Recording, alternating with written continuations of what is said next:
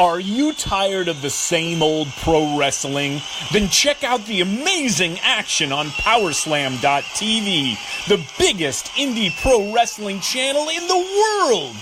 Get over 4,000 hours of the best pro wrestling events from over 110 of the biggest names in the industry from over 15 countries around the globe. Get your free trial today at Powerslam.tv. The following is brought to you by the Social Suplex Podcast Network. Hello, this is Zack Sabre Jr., New Japan Cup winner 2018. And you're listening to Keepin It Strong Style with my mates. Enjoy. Yo, this is Rich Latta from One Nation Radio. This is brought to you by the Social Suplex Podcast Network. We present to you the Ace of Podcasts, Keepin It Strong Style. Let's go. It's the Ace of Podcasts, Keepin It Strong Style. Covering New Japan, they ready to hold it down. Jeremy Donovan and the young boy Josh. Come and hit a job out and bury all the frauds. From the Tokyo Dome over to the G1. Social Suplex is the network where we can get it done. I'ma chill and let them have it, cause this is just an intro. Keeping the strong style, 6 stars from the get-go, boy. Yeah, from Tampa Bay to the Tokyo Dome, this is Keeping It Strong Style with your hosts, Jeremy Donovan and the young boy Joshua Smith. And thank you for listening. Welcome to Keeping It Strong Style, the ace of podcasts on the Social Suplex Podcast Network. Jeremy Donovan here, alongside the young boy Josh Smith. On today's show, we'll be reviewing the first 2 nights of Kizuna Road, discussing the G1 announcements, answering your questions, and of course, we'll cover all latest news in the world of New Japan Pro Wrestling. You can support our show by subscribing to the Social Suplex Podcast Network on the podcast app of your choice and leaving a rating and review. You can also get all the podcasts and columns at socialsuplex.com. Go to socialsuplex.com/subscribe to sign up to get all of our podcasts and columns delivered directly to your email inbox. This episode of Keeping It Strong Style is brought to you by Powerslam.tv. Powerslam.tv is an independent wrestling streaming service with over 5,000 hours of wrestling from companies across the world.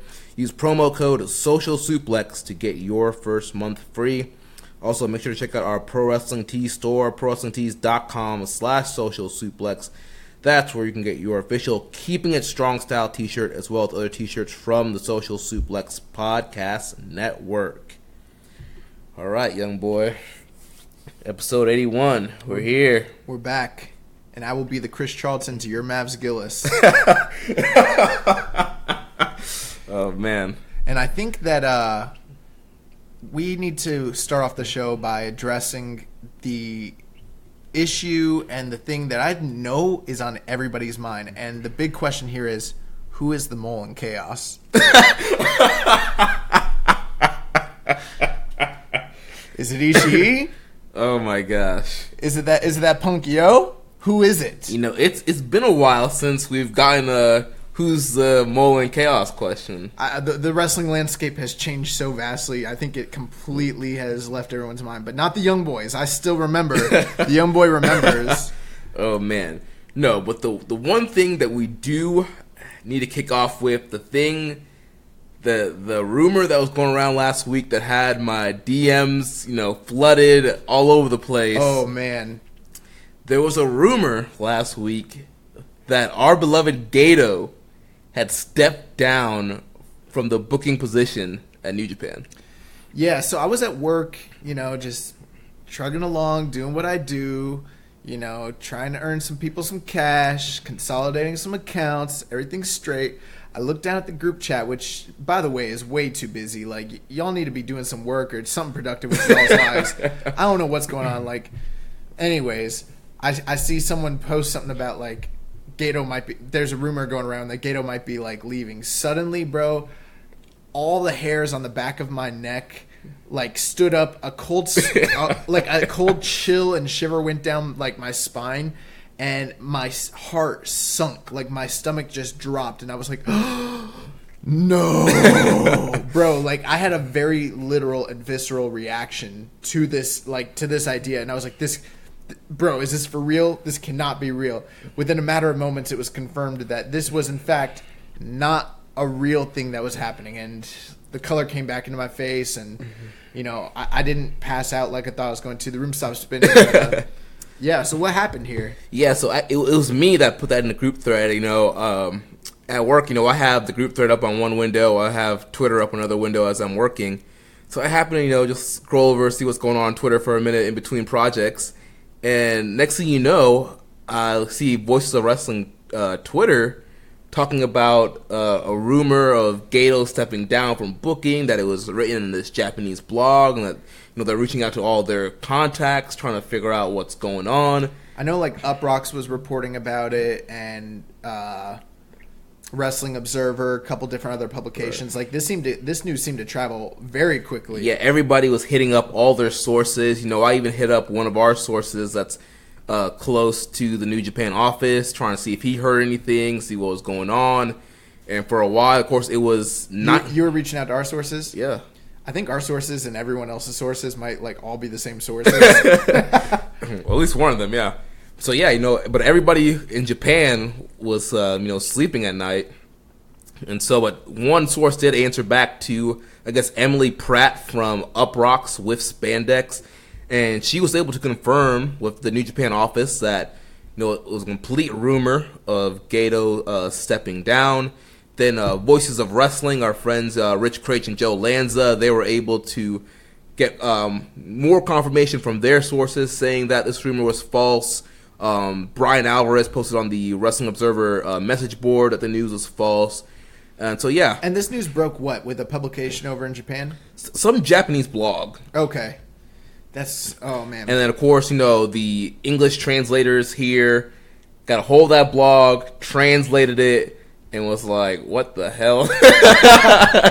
I just know we were in the group chat, and then privately, Murraybone, what up, Muzza? He messaged me, and he was like, you know, what do you think? Do you think Gedo, like, if he steps down, Gedo could maybe step in?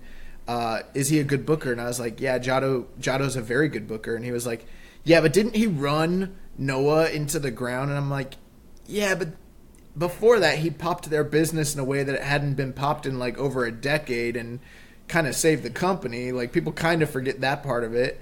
And I was like, plus, like, yeah, there were some bad booking decisions, but that whole entire situation was a little more convoluted than people realize. There's a lot of like politics going on, different business things. And I was like, but Gedo, I was like, bottom line is Gedo is a good booker. I didn't like put him over say he's the greatest booker ever. I was just like, Gedo is a good booker. Next thing I know, that man's posting, he's like, Gedo could potentially take over for Gedo. Josh says that he's one of the best bookers out there, making it sound like I put my stamp of approval on the speculations that Gedo was going to replace Gedo. And I was like, hold up.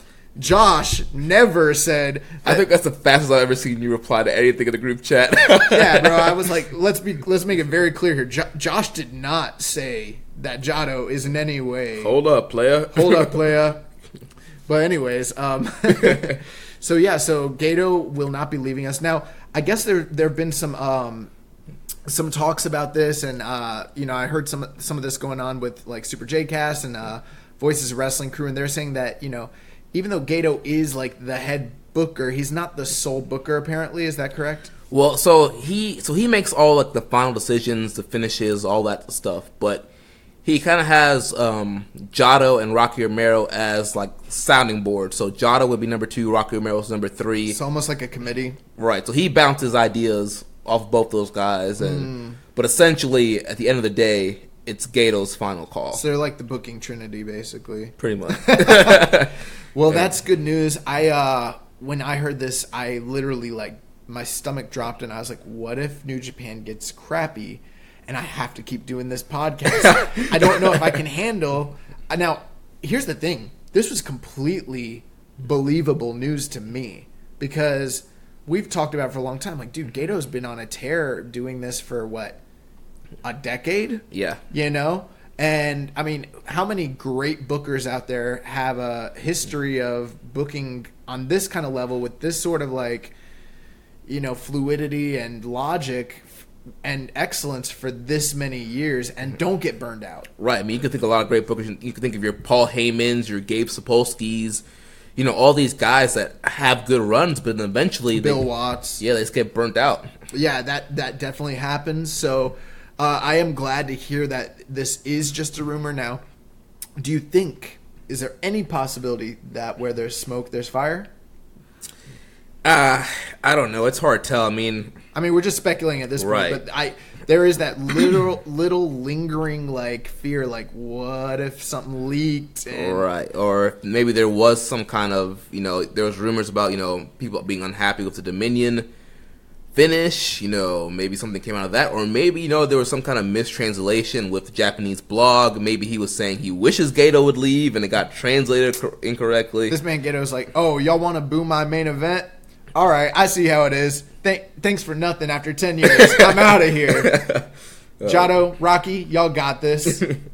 But, yeah, so that's the big news that's been coming up. But some other news that broke real recently has to do with the relationship between Ring of Honor and New Japan. Yeah, so while, Voices of Wrestling was trying to get some information on what's going on with Gedo, Joe Lanza was able to get some other scoops happening behind the scenes in New Japan.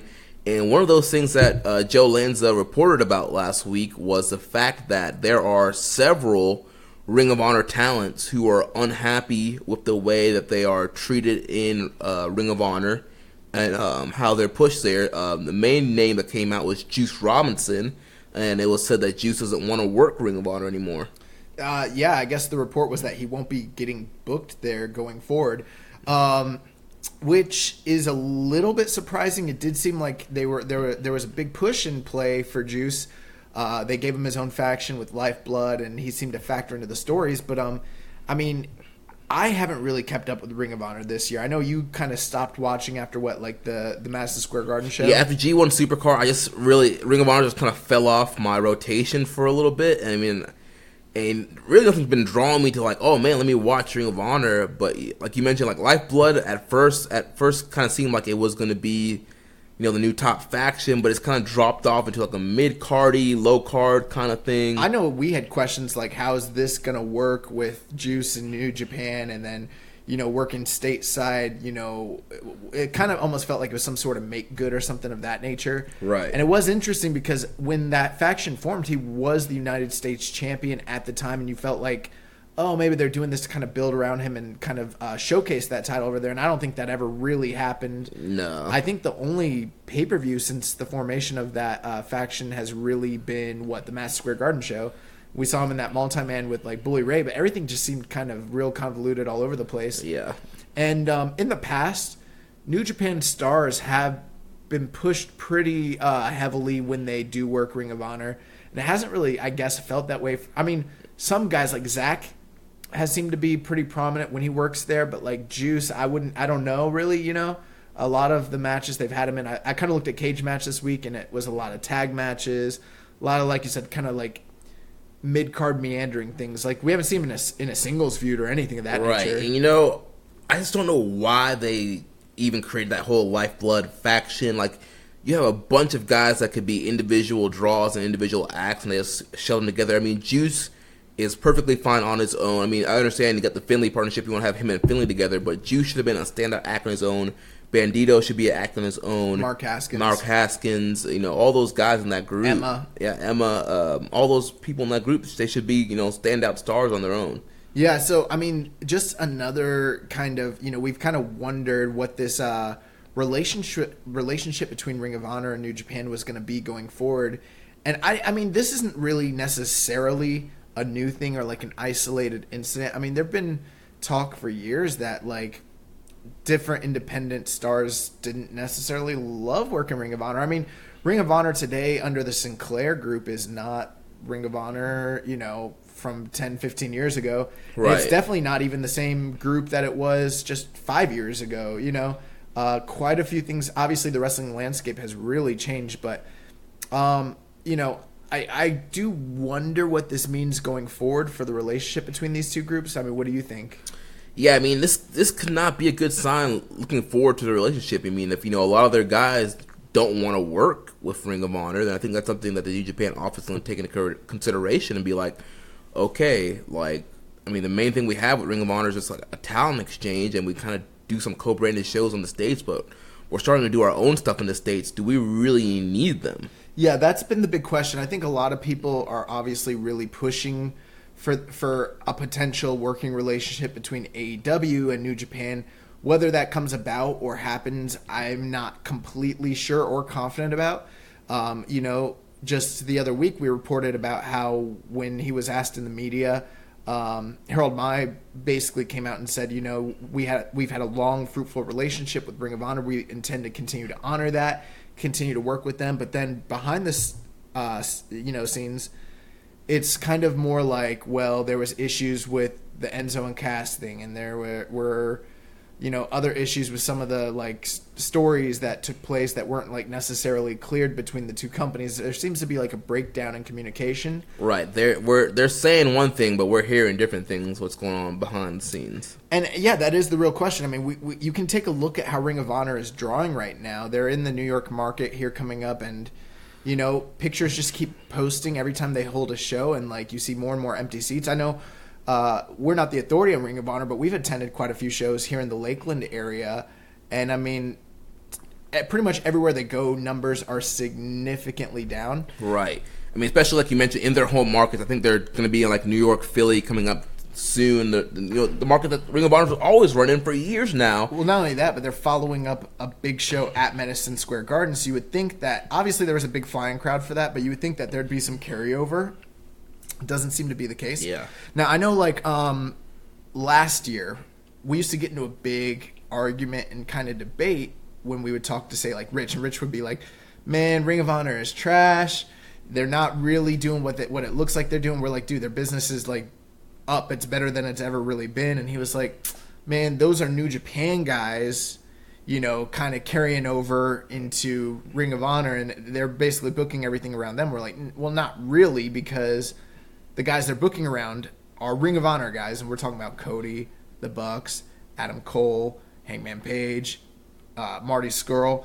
But really, and even though they had, you can't diminish the platform of them being in New Japan, but at the same time, they weren't necessarily New Japan guys. They were they had split contracts between both companies, and they actually worked more prominently in Ring of Honor. I almost consider them they were New Japan guys, but I was like, dude, it's not like they're New Japan guys who are coming over and doing a tour for Ring of Honor. It's not like Evil and Sonata were coming over. Right, exactly. Or Minoru Suzuki, or, Hiromu Takahashi, or Kushida, or Ishii, or any of that. These are guys that were there. They were the pillars. And then once they left, and once SCU left at the end of the year last year, we talked about, we're like, man, it feels like a changing of the guard. We had some optimism for Ring of Honor based on all the new signings they had. But what it really feels like is those were Ring of Honor guys, but then they left. And New Japan's business has been fine and has rebounded and has actually grown with the absence of those guys. Ring of Honor's obviously has tanked. But on the flip side, we obviously see what's going on with AEW. And it's the popularity of those guys has only exponentially grown. And we're not even talking about by doubling, but by multiples, right. By significant multiples. Mm-hmm. So those guys carry their own fan base. And it's up to Ring of Honor to basically move forward and try to figure out what they want to be, how they want to move forward, in the future when it comes to this television product. Because they've kind of just used it as a nice little ratings booster, here and there, Sinclair basically, for their local affiliates, and they don't see it as something that they really want to put money into or grow or expand or do anything significant with anymore. Right. Yeah, and that's always been the problem since Sinclair's taken over. Never seen, wrestling as a serious product. Yeah, we'll throw this on our random affiliate channels. It'll play whenever, 10, 11 o'clock at night, whatever. We don't care, and there's not a lot of effort going into being put into the company, and so then it doesn't help with the way they're booking either. So, and on the flip side, I know that New Japan has had quite a few struggles here in the States over the past year, and it's not quite the same buzz as it was when we started the show 81 episodes ago. But with that being said, you put them in some of the same arenas that that Ring of Honor is going to be running, and I guarantee you that they do better numbers and have more draw and that sort of thing. So I just got to wonder what the future is between these two companies as they move forward. Yeah. So another piece of news that I want to talk about before we jump into some more New Japan talk Yeah. What happened here? What's going on? Once again, this debate pops up every 6 months, it seems now. The whole debate of women wrestling in New Japan, and I'm guessing that I think Sean Ross Sapp from Fightful.com might have been one of the main people that started this whole discussion on Twitter, and I know that some other kind of sources too have kind of jumped in this thing, but we've talked about this over and over and over again here on this show every time it comes up about women being in New Japan, and why doesn't New Japan book women, and it just seems to be the debate that just never ends. And once again, it usually happens after a big show, Dominion's over, and the next thing you know, this debate is popping up. Yeah, so who's Sean Ross Sapp? He's from Fightful.com. Okay, so he's pretty well known? Yeah, he's one of the best guys out there right now. Okay, so you would speak pretty highly of him then, it sounds like? Yeah. So what's his deal? Why is he going in on our brand? Well, it's not just him. There's a bunch of people. I think he might have been the most vocal one, but I mean, a lot of people were like, oh, yeah, New Japan is the second largest company in the world. It's a shame that they don't have women's wrestling. Don't at me, blah, blah. All these accounts kind of jumping in, and, your FDS members, they see an attack happening. They're jumping in, and it's everybody's like, yeah, why doesn't New Japan, have their own women's division? It's just like, oh. I sort of feel like, on the one hand, we need to talk about it because it's such a big deal. On the other hand, we've talked about it so many times. I want to I wish I had time to go through our archives, find all the times we've analyzed this in depth, and splice it in. Get the timestamps, or splice it in and be like, well, here's our take. And then we just play it, and then we come back and we're like, and it's still our take. Or when people are commenting, we could just sticky that to the top of our Twitter and be like, if you want to know our official stance, go to this episode from this time to this time. Right. You can hear why. Go to episodes 50 and 30, 60, 75. Now, a couple things. It almost feels like people who are what we call the FDS, the Fed Defense Squad, people who, are going in on this. We've said it before, but I really think for the most part, I don't want to label everybody, but it does feel like in a lot of ways this is not a very genuine argument. And when I say genuine, it's not sincere. The people who are doing it, it's not like they're so pro women's wrestling and pro, equality between the genders and that sort of thing. It's more I don't like that there's a product that's getting buzz aside from WWE, so I'm going to go in on other companies. And the fact of the matter is a lot of them want to go after AEW, but AEW is doing so many things right, and every time they try to go in on them for one thing or another, AEW keeps overcoming their arguments and keeps beating them. So let's go over here where we can stop taking so many L's, and maybe because this is one that they're not going to listen to you on until the eventual day that New Japan has women's wrestling. They're not going to shut up about it. It's going to be their one argument anytime anything good happens in this company. And I want to be clear, I don't think Sean Ross Sapp was coming from that side like you were saying that's that doesn't really care about that. I think he does care, and I think he's actually just really kind of curious. Well, my answer to that would be this, and maybe that's true, but I don't feel like anyone with, and I'm sorry to say it like this, but with a brain who's actually using logic and has done research can come to this kind of conclusion. That's my whole take on the thing.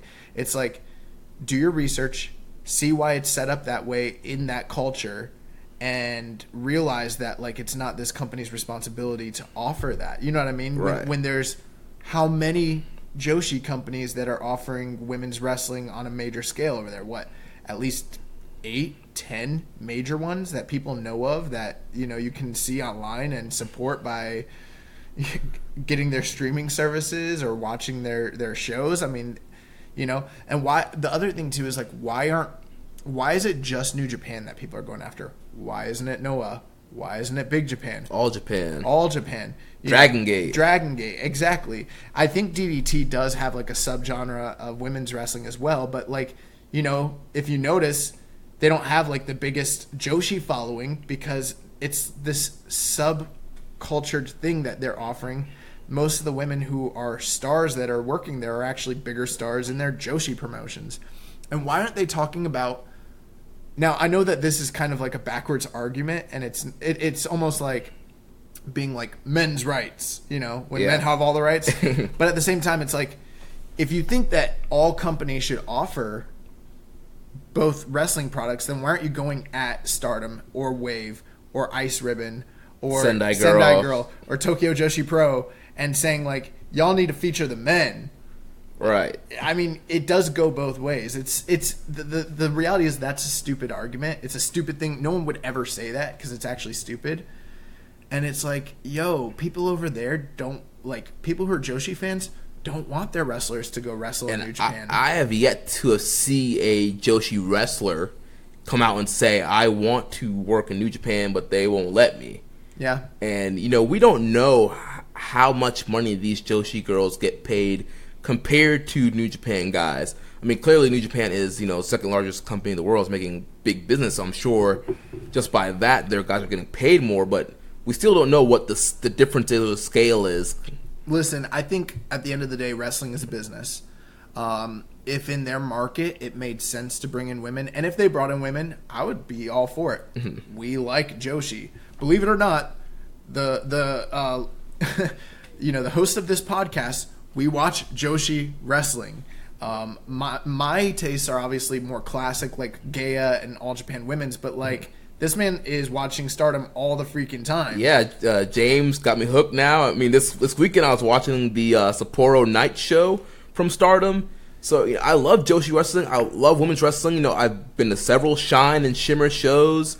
And you know what? The fact that AEW is bringing in some of these women to be stars, maybe that would open up things, and New Japan would bring women in. And if they did, great. By all means. You know, I've said it on this podcast before. They've tried it. They tried it as an experiment a couple times in the past. And guess what? The fans didn't take to it. Because it's like a whole entire different genre of wrestling. And you can basically refine it down to gender if you want to, but it's not that simple. It's not just gender. It's a style of wrestling. It's a brand of wrestling. It would be like if you know, WWE was like, you know, we want to attract, you know, New Japan fans, so we're gonna like bring in a strong style division. No, it would be like this. It would be like if New Japan decided we need more comedy acts, so we're gonna go over the top and start doing the stuff DDT does. Oh, and by the way, we're going to have a deathmatch division, and we're going to do what Big Japan does.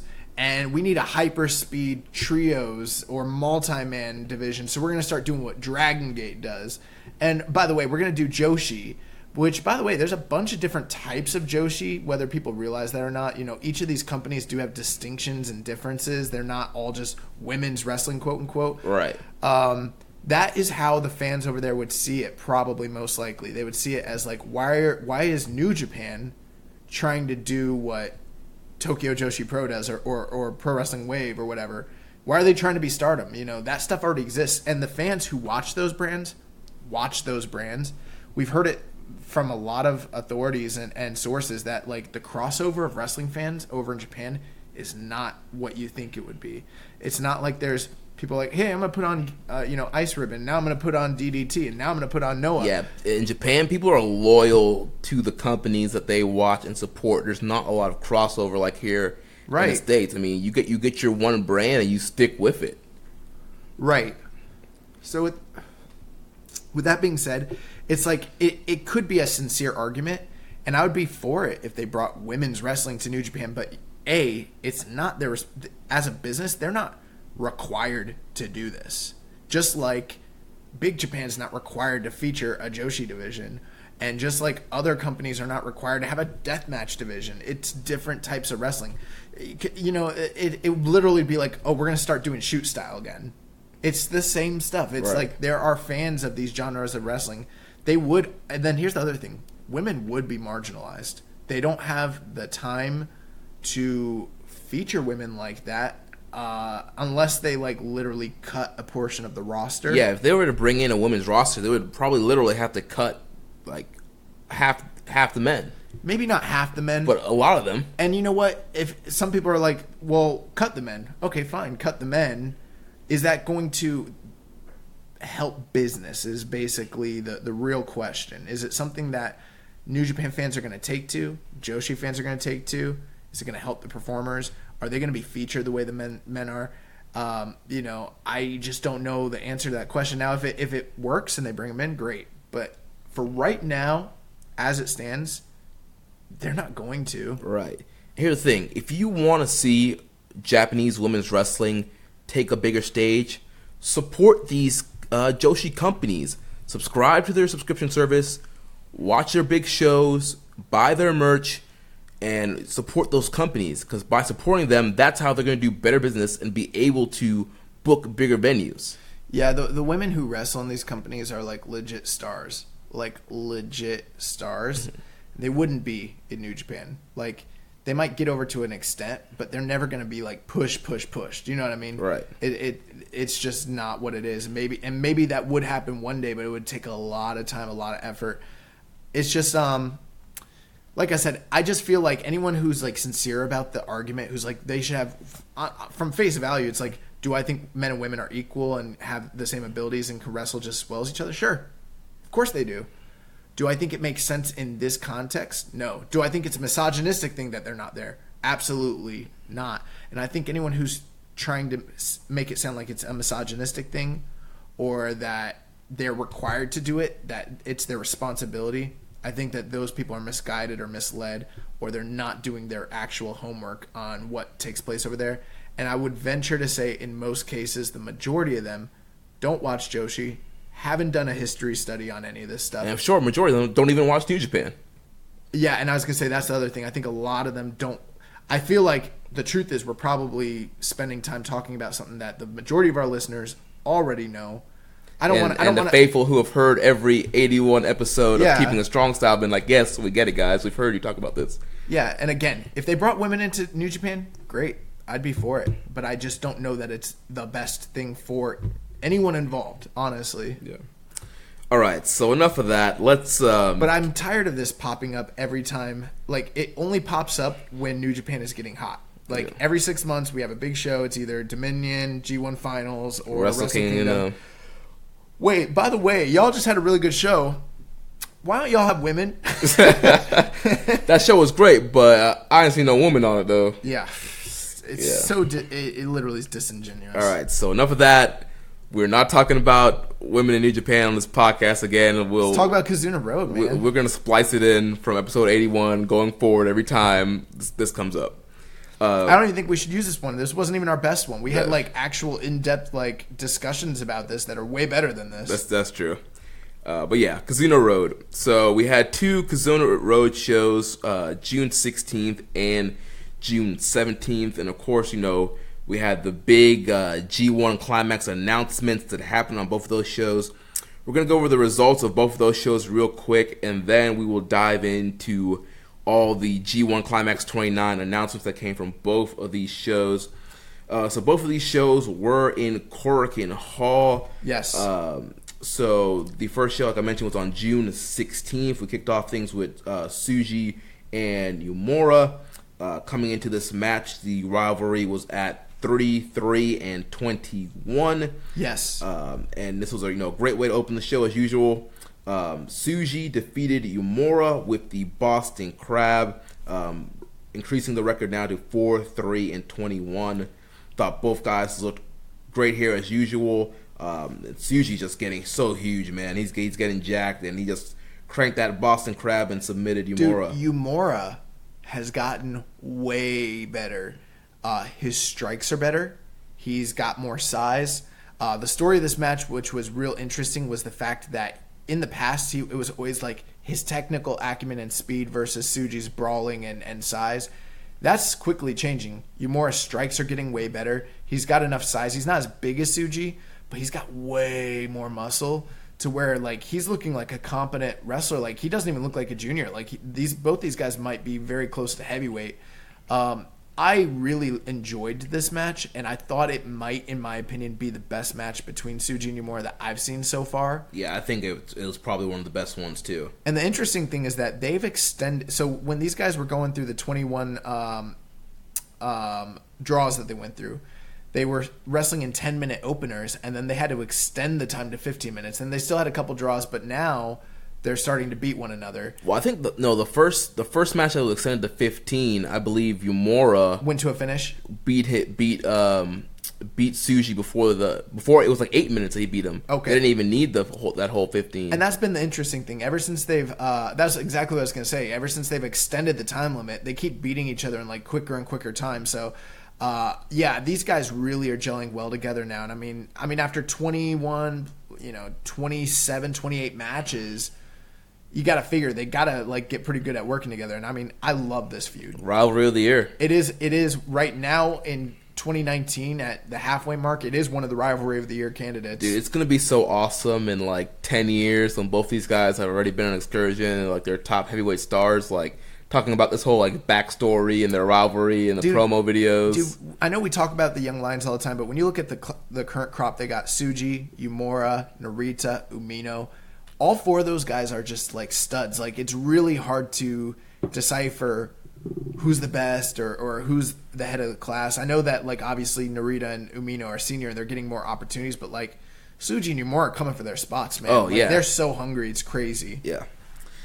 So then the next match we had Tomohiro Ishii, Tomioka Honma, Ren Narita taking on Taichi, Yoshinobu Kanemaru, and Doki. Your favorite wrestler, Doki. Making his return on the tour. I thought this was a pretty good match. I thought they did a great job kind of highlighting Narita in this matchup here. I agree. But it came down to the end, and Narita fell to a super kick from Taichi. Taichi picking up the win for the Suzuki-gun team. Yep. Then we had Juice Robinson, Mikey Nichols, and Ryusuke Taguchi taking on the Bullet Club team of Tamatonga, Tangaloa, and Gedo. It does seem in these multi-man matches they're starting to try and build up Juice and Mikey Nichols for a potential title challenge. Yeah, they're actually facing the Girls' Destinies in a non-title match on one of the Southern Showdown shows. There's also a 6-man tag on one of those Southern Showdown shows with Mikey Nichols and Juice against Gedo in some I form. do have the card. We'll go down that during the news, but that's good to know. Obviously, it makes sense with Mikey Nichols being an Aussie and them being, like we said, down under. So, what are your thoughts on Mikey Nichols? They're kind of hiding him in these multi-mans. He seems to be a little more competent in these tag matches. Yeah, they kind of have him multi-mans. He's not in the G1. Obviously, we'll talk about that in a second. Yeah, so I'm not quite sure what the game plan is for Mikey Nichols. I guess maybe they figured he's a better tag team guy, and so maybe they're going to try and stick him in the tag team division for a while. Yeah, aside from that, this match, I didn't think it was great.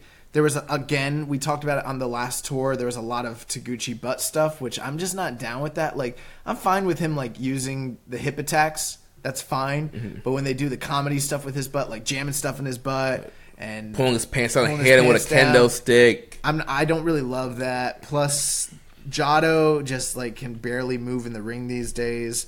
And God, as much as I love Tamatonga and Tangaloa, sometimes they just take the night off and they're down with the foolishness. Yeah, they just kind of do what they do. So this match was fine, but ultimately. Taguchi ends up cradling Gedo, gets the ankle lock, and Gedo taps out at 9 minutes 5 seconds via submission. So Taguchi Japan team wins. Yeah. Then next we had Kota Ibushi teaming up with Yuji Nagata, Jushin Thunder Liger, Tiger Mask 4, and Shota Umino taking on Los Ingobernables de Japón, Naito, Evil, Sonata, Shingo, and Bushi. Oh my God, Ibushi and Naito were across the ring from each other once again. And nobody died. Nobody died. But yeah, once again, we say it over and over. LIJ multi-man matches are always really good. Yeah. LIJ, they're one of the best factions when it comes to double team maneuvers and kind of working together and setting up the flow of their matches. I do wonder how they have such good flow. Like, we've seen so many multi-man units, and these guys are always on, no matter what night it is. And even with the addition of Shingo, he's kind of slipped right in there and fit perfectly well with them. Yeah. like I mentioned, pretty good matchup here. I thought Umino was good in this. Yeah, Umino had a great fire in this match, and it seemed like, Naito was kind of messing with Tiger Mask in this match, and for whatever reason, everybody just wants to piss off Tiger Mask. Not Tiger Mask. Jushin Thunder Liger. Yeah. And one day they're gonna push him too far. Well, Naito had a bloody nose or a bloody mouth in this match. I don't know exactly what caused that. Did you catch that? I'm not sure either. It's like it randomly happened. Like I think one point he was outside and he came back in and he was like bleeding from the mouth or nose. I couldn't tell. Yeah. So I'm not sure how that happened. But it came down to a pumping bomber on Umino, and Shingo picks up the win for LIJ. And then the interesting story here, post-match, LIJ, of course, Naito puts his fist up for the big LIJ fist bump. They all start coming together, but Evil refuses to put his hands into the LIJ fist bump. Just like we saw last year, it was Sonata who was the one who refused to take the fist bump before. And this is, heading into G1 Climax. All these guys, they're going to be in different blocks and facing each other. And so Evil kind of sending the message like, there's no LIJ when it comes G1 time. Yeah, Evil's got his game face on. He's pretty serious here. So the big news coming out of this match, the dissolution of LIJ. They are now broken up, no longer a faction. They're split, right? Yeah. After that, we ended up getting the announcement of the G1 blocks. Real quick, we did have a question, though, from gotcha. Reddit user Zach Saber Time.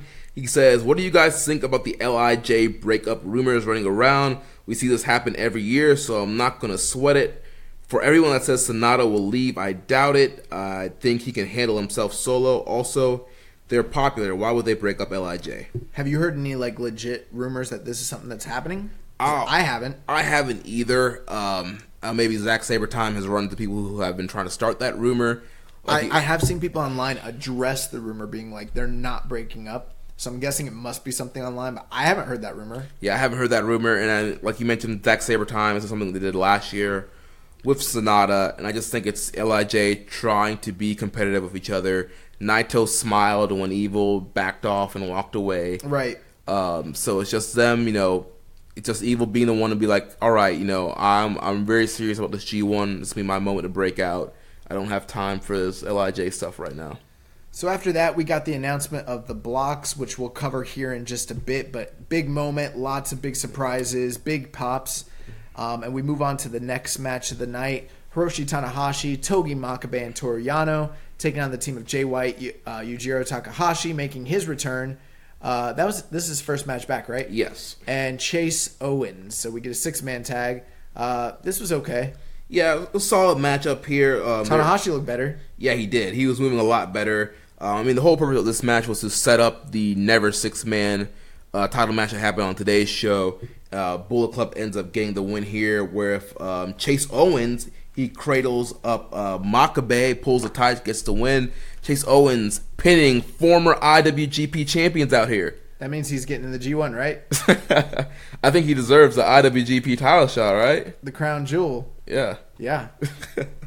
Then we had Kazuchika Okada, Yoshihashi, and Toa Hanare taking on the Suzuki-gun team of Minoru Suzuki, Zack Sabre Jr., and Lance Archer. One of the things that played into this match was the block announcements. Most of you know by now, Minoru Suzuki was not one of the guys that was announced for this year's G1 Climax. Suzuki came off looking more pissed off than usual and was taking out all his frustrations on Okada. Aside from that, we also know at the end of this tour, Yoshihashi is in line for a shot at the Rev Pro Undisputed British Heavyweight Championship, so they've been playing that up between him and Zack Sabre throughout these matches. And definitely tension between Minoru Suzuki and his teammates, because his other teammates were all announced for the G1 and he was excluded, plus Okada on the other side. And, there's no love lost there between him and Suzuki. Also, the fact that Okada is the ace of the company and is the IWGP champion, so he had a big red target on his back all throughout the match from Suzuki. Yeah, Suzuki's like, I can kill Okada, then I can get in the G1. I think that might have been his game plan going into this match. And then coming down to the end of the match, Lance Archer gets the claw on Toa Hanare and submits Toa Hanare with the claw to pick up the win for Suzuki-gun. Then we get a post-match. Before we move on, I need to discuss this. Should I, as a 1980s wrestling mark, love the fact that someone is bringing back the claw and that they're trying to get over a move that really, I think the last time we saw someone use it to any real effect was Great Khali in 2007? Yeah.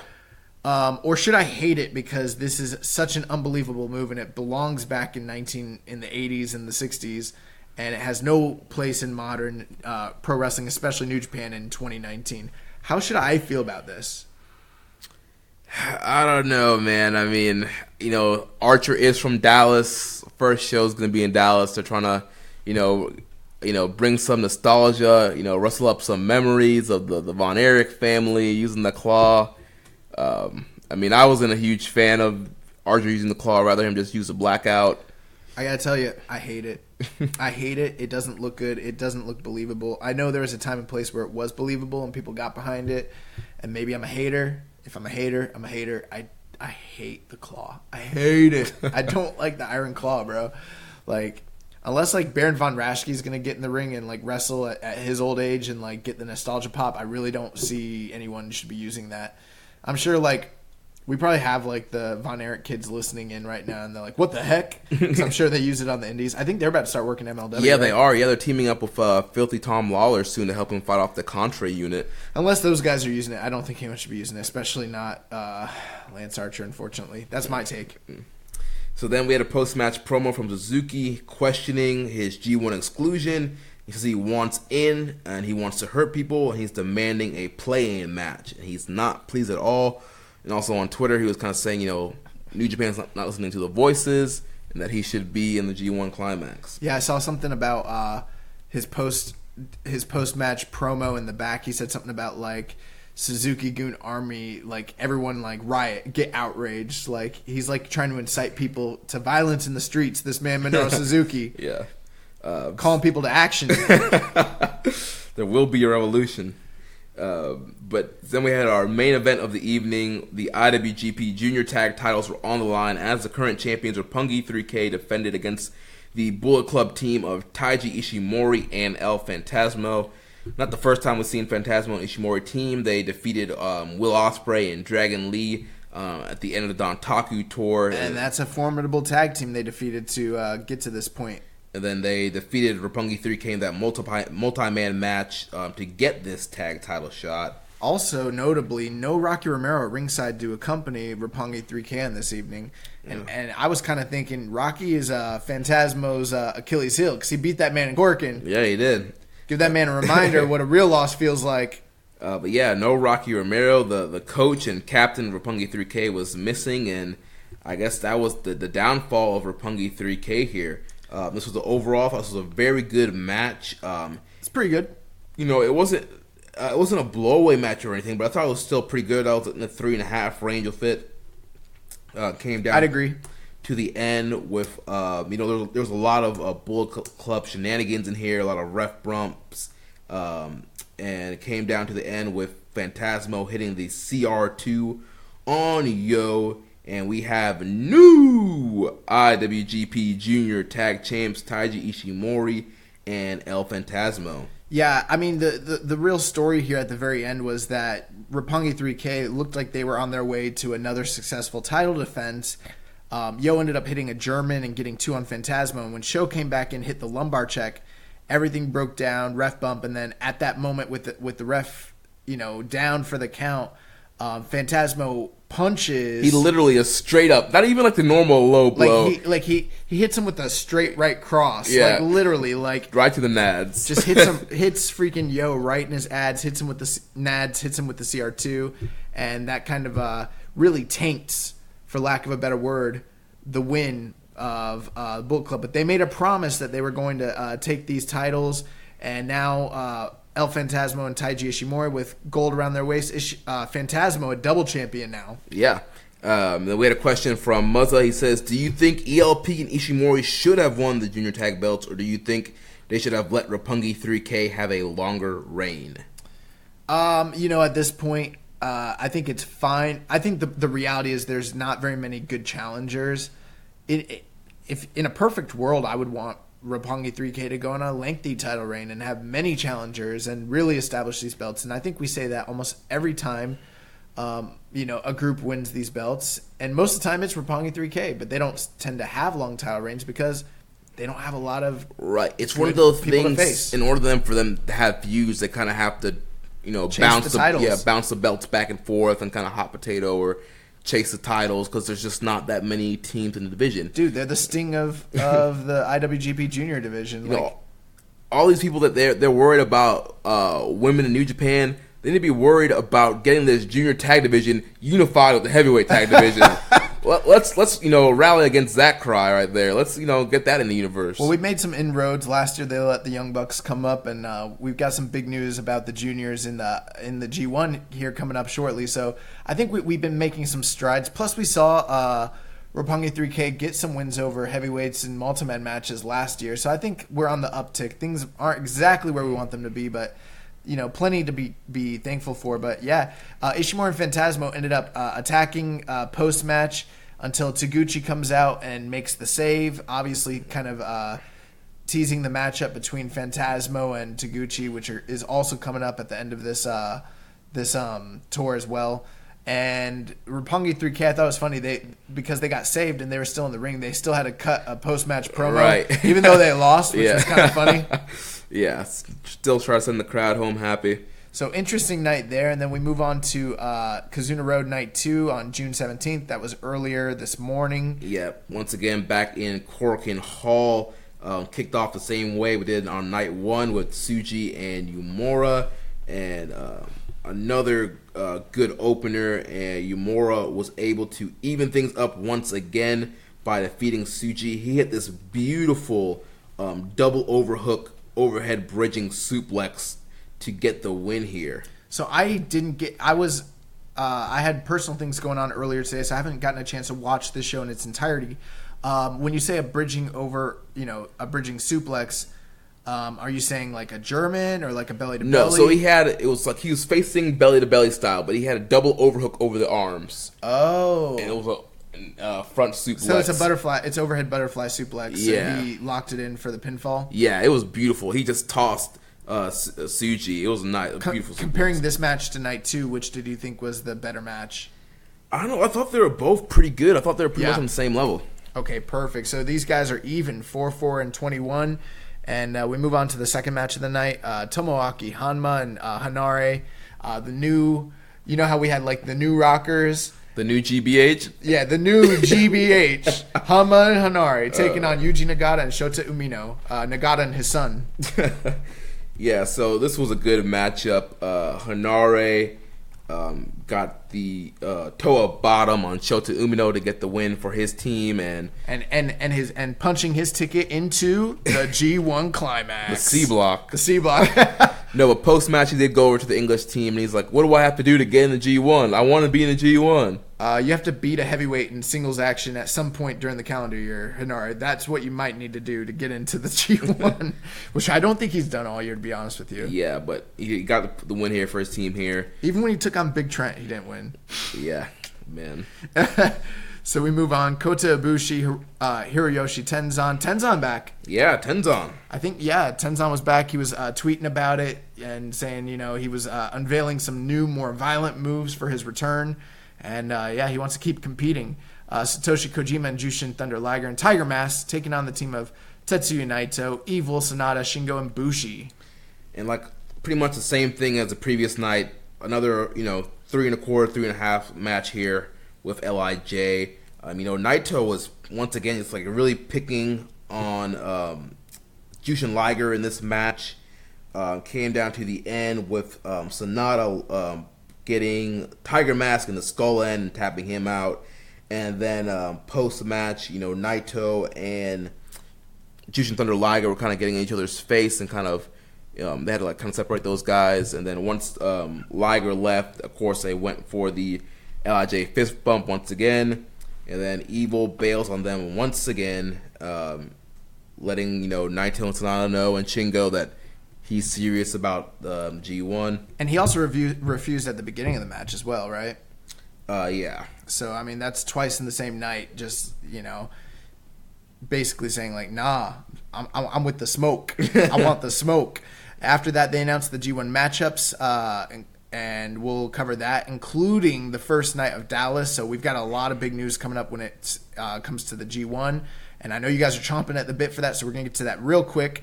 After they made those announcements, we had a multi-man match. Jay White, Tama Tonga, Tangaloa, and Taiji Ishimori taking on the team of Hiroshi Tanahashi, Juice Robinson, Mikey Nichols, and Ren Narita. And I did see this match, and I thought it was pretty good. Yeah, this was a pretty good match. Obviously, they're continuing to tease tension between GOD and Nichols and Juice for the Southern Showdown Tour and a potential future IWGP Tag Title match. And, of course, Jay White and Tanahashi still have heat based off their last match and kind of like their rivalry going on. And once again, I thought Ren Narita looked pretty good in this matchup here. Dude, I'm loving how much shine Umino and Narita are getting in all these multi-man matches. Yeah. I mean, you know what the outcome's going to be, but until the outcome comes, these guys are on fire. They're hitting all their marks, and it's great. It's great to see them, mix it up with these guys. Even him and Jay White interacting was pretty cool. I thought, I was like, man, I really dig this. Which, by the way, Jay White has foregone I don't know what you would have called his old facial hair that I didn't like last week, and he's decided to kind of grow out the full beard. I think he was probably listening last week. He's like, young boy's right. He went and got some beard oil. He got some beard oil. He got it trimmed up. He's growing it out. He's been taking some biotin vitamins and some prenatals, and yeah, his beard's starting to come in. I'm getting on the Jay White beard game. You know what I'm saying? Yeah. So this match came down to Taiji Ishimori locking on the LaBelle lock on Ren Narita. Narita tried to fight out, but Ishimori rolled him right back into the middle, and Narita taps out, and Ishimori gets the win for the Bullet Club team here. Ooh, favorite moment of the match. There's one moment where Narita, he has that new, I don't even know what you call it, but it's like a leg lock submission. He does like the leg lace into like a, because it's like a Scorpion Deathlock, except his leg's not in the middle. His leg's not in it, and it's not quite like a cloverleaf, but it's similar to a cloverleaf. Yeah. But he locks Ishimori into that, and then Tanahashi grabs one of those guys, and Tanahashi puts him in the cloverleaf, and then freaking Juice puts on his crappy Boston Crab that he does now. The tens on, yeah. And then Mikey Nichols grabs a single leg, and they had all four of the Bullet Club members in submissions at the same time. And I just love that sometimes. I just love that. Favorite moment of the match. So then we had the Never Six-Man tag title match with the champions, the Most Violent Perverts, Togi Makabe, Toru Yano, and Ryusuke Taguchi taking on the Bullet Club team of El Phantasmo, Chase Owens, and Yujiro Takahashi. You can't even get main event status with the Never titles. That's crazy. Yeah, El Phantasmo looking to go home with 3 belts in this matchup here. But that was not the case. Phantasmo 3 belts? Yeah. But yeah, that was not the case. The Most Violent Perverts got the win here with Yano hitting a low blow and Makabe hitting a lariat and Yano rolling up Chase Owens for the win. Yeah, this match was fine. It didn't really have to be anything great, but again, it wasn't anything great. I wouldn't even have gone necessarily to 3 stars. It was, from a mechanic standpoint, it was fine, but I didn't feel like it ever really picked up, and it did get it was 15 minutes. It felt a little longer than that. Yeah. But ultimately, Makabe and Toru Yano and Taguchi, successfully defending the Never Tag belts. They've had those for a while now, it seems like. Yeah, I think this was their 3rd defense. Man. That's one of the longest defenses, I think, in Never history. Are the Most Violent Perverts a tag team of the year candidate right now at the halfway mark of the year? They are. Oh my God. Yeah. You mentioned earlier that people need to start worrying about unifying the tag divisions. We just need to worry about booking the tag divisions. I think Gedo should just appoint be like, Rocky, you take over the tag division, just do what you get. That's how they used to do it with Liger. Liger used to book the juniors. They need to let somebody just book the tag division because it's shambles right now. They got the MVPs as one of the best tag teams in New Japan right now. It's crazy. And then we had a big tag team main event. We had the young boy Josh Smith special here, the 5-on-5 elimination match with Kazuchika Okada, Tomohiro Ishii, Yoshihashi, Sho and Yo representing Chaos, taking on the Suzuki-gun team of Minoru Suzuki, Zack Sabre Jr., Lance Archer, Taichi, and Yoshinobu Kanemaru. And as it comes to no surprise to anyone who knows that I love the 5-on-5 10-man tag elimination matches in New Japan, I really dug this match. Now, I do want to say, though, the match wasn't perfect, and we're going to discuss it here in a moment, but it had some issues. One thing, though, Chris Charlton was on commentary, and he always is great and always brings a lot of history. And he did mention two of the more famous 5-on-5 elimination matches from the 80s, which is why I love these matches. And he mentioned the 88 match, which was the old leaders taking on the young leaders, which was a great match. He also mentioned the UWFI versus New Japan feud from, I believe, 85 or 86. And he said that was the most famous of the elimination matches and the best one. But he's actually wrong, Chris Charlton. Chris Charlton, good friend of the show. You're wrong, sir. The best match is the one from 83, or maybe it was 84. Either 83 or 84, but it's the one between Ishin Gundam taking on Sekigun. With the teams that were led by Fujinami and Choshu. That's the best one of all time. And you can, in fact, to me, that's the best 80s match of New Japan in history. It's over an hour long. Don't at me. You can't at me because I'm not on Twitter. Still. Don't at Keeping It Strong Style. Don't at Keeping It Strong Style. But you guys should watch that match. It's awesome. Yeah, but I thought this match was pretty good. I thought it was laid out pretty well. They continue the storyline of Suzuki being frustrated about not being in the G1 Climax. Dude, Suzuki's going to kill somebody. Continue the attack on Okada, and he was just going completely crazy. He locked in a submission hold, wouldn't break it. Red Shoes did the most stupidest thing that anybody can do. He struck Minoru Suzuki. Bro, I was like, this man is a death wish. He put them red shoes on to Suzuki. Bro, he put them hands on Suzuki. Like, Red Shoes is like, you're going to get these hands. You're going to learn today. Yeah. Now, before that happened, I did have a big problem with this match where, in typical Suzuki-Gun fashion, they attacked at the beginning of the match. Everyone's on the outside, and they're brawling, and they're brawling, and they're brawling, and they're brawling, and they're brawling, and Red Shoes keeps counting but doesn't finish the count. And they keep brawling, and no one's getting inside, and it just goes on. And I know that this sort of thing does happen in New Japan quite often. They give guys a lot of leniency. They exercise a lot of discretion when it comes to countouts. But this was too long for nobody to get counted out. Someone should have got counted out, and this was like, I know I sound like Jim Ross here, but someone should have got eliminated there. Yeah, that was and it was pretty long too. It was long. Yeah. But then after Red Shoes went after Suzuki lost his damn mind and got up, and he was enraged, bro. Yeah, he grabbed Red Shoes, threw him down. Red Shoes went outside, talked to the ring keeper and ring announcer, and the bell rung, and Suzuki was disqualified. Bro, and Suzuki's face looked so shocked. Like, are you kidding me? What did I do? Like, you only, grabbed the referee by his shirt and tossed him onto his head and his, shoulder and, And not to mention you didn't break the hole at the 5 count. Yeah, and he's like, are you kidding me? It was hilarious. It's a bad call, ref. Yeah. Ref, you suck. Ref, you suck. And then afterwards, he tries to go after, on the outside, tries to go after Red Shoes. The Young Lions grab him, and oddly enough, it was Umura and Tsuji, who just went through their own war earlier in the night. Now they got to contend with an enraged old man Suzuki, and he starts putting his hands on them, but he really was beating the crap out of them. He almost went after the timekeeper. Nobody is exempt from the rage of Minoru No one Suzuki. is safe, yeah. Nobody is safe. He had the Lance Archer mindset. Everybody's going to die. Everybody dies. But yeah, then they continued out the matchup here. We had, Lance Archer kind of went on a run here.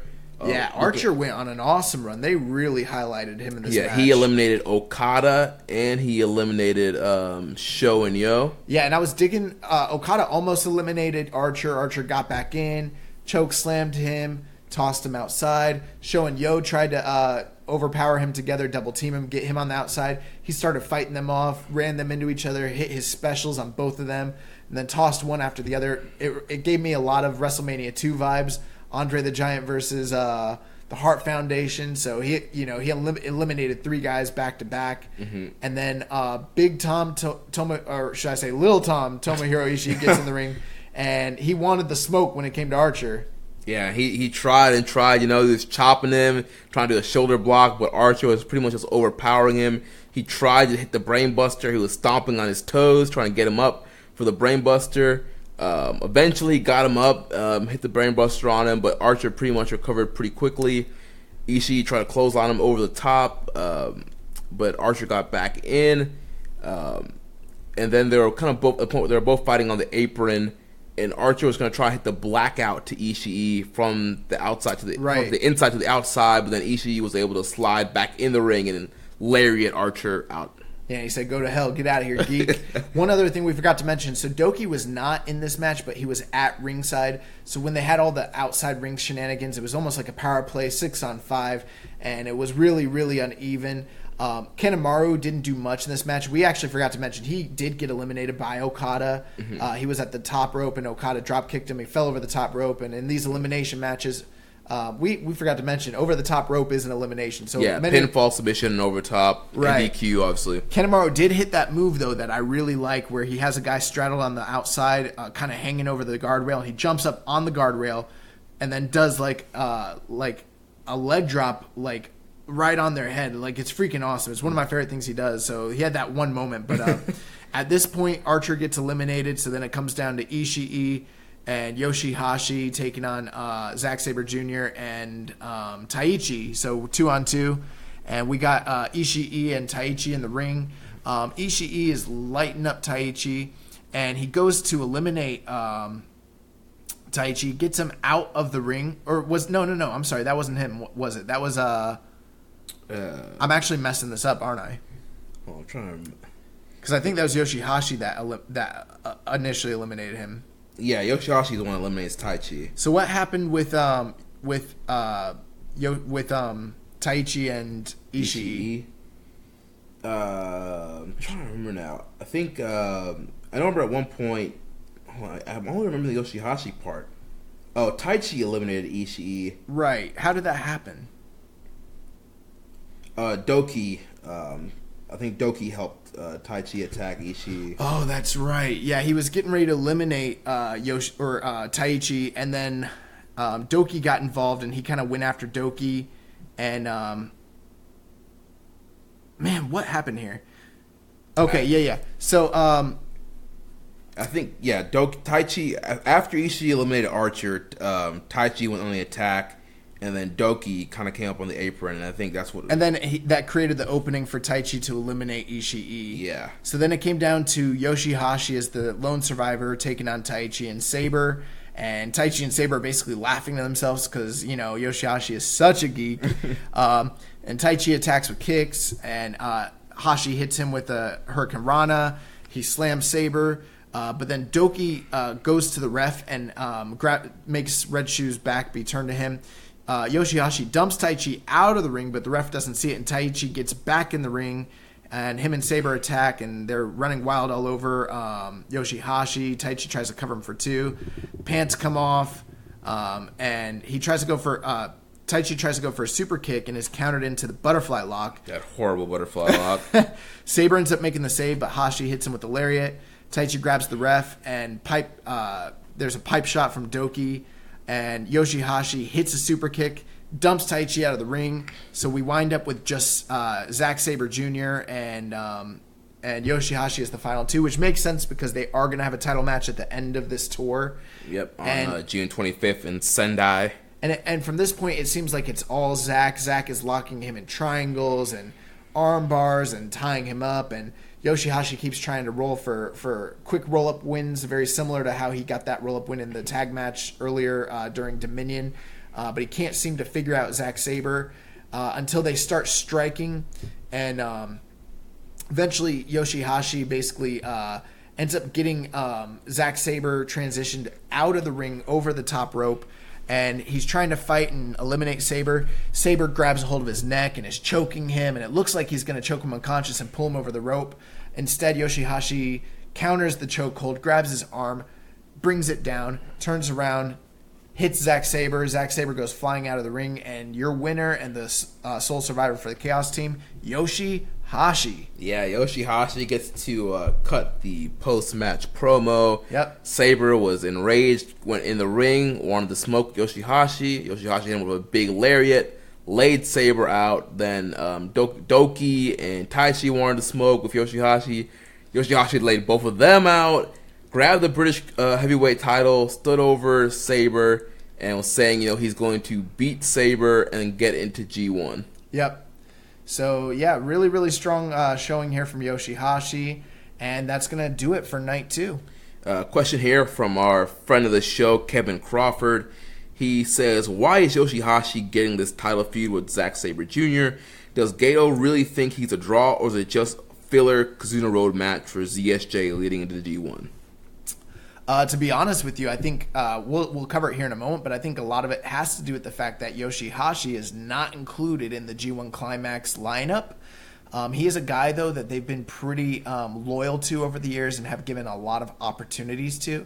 And so we kind of saw this similar pattern last year when Taichi was left out. He got inserted into the Never title picture, got Never title opportunities almost immediately following the G1. So I think maybe that's a short explanation for why. And I don't know exactly how popular Yoshihashi is over there, but he does seem to have some measure of popularity when it comes to, the Japanese fan base. Yeah. All right, so now it's time to talk about G1 Climax 29. We're going to kind of go over the competitors, the dates, the blocks, some of the matches.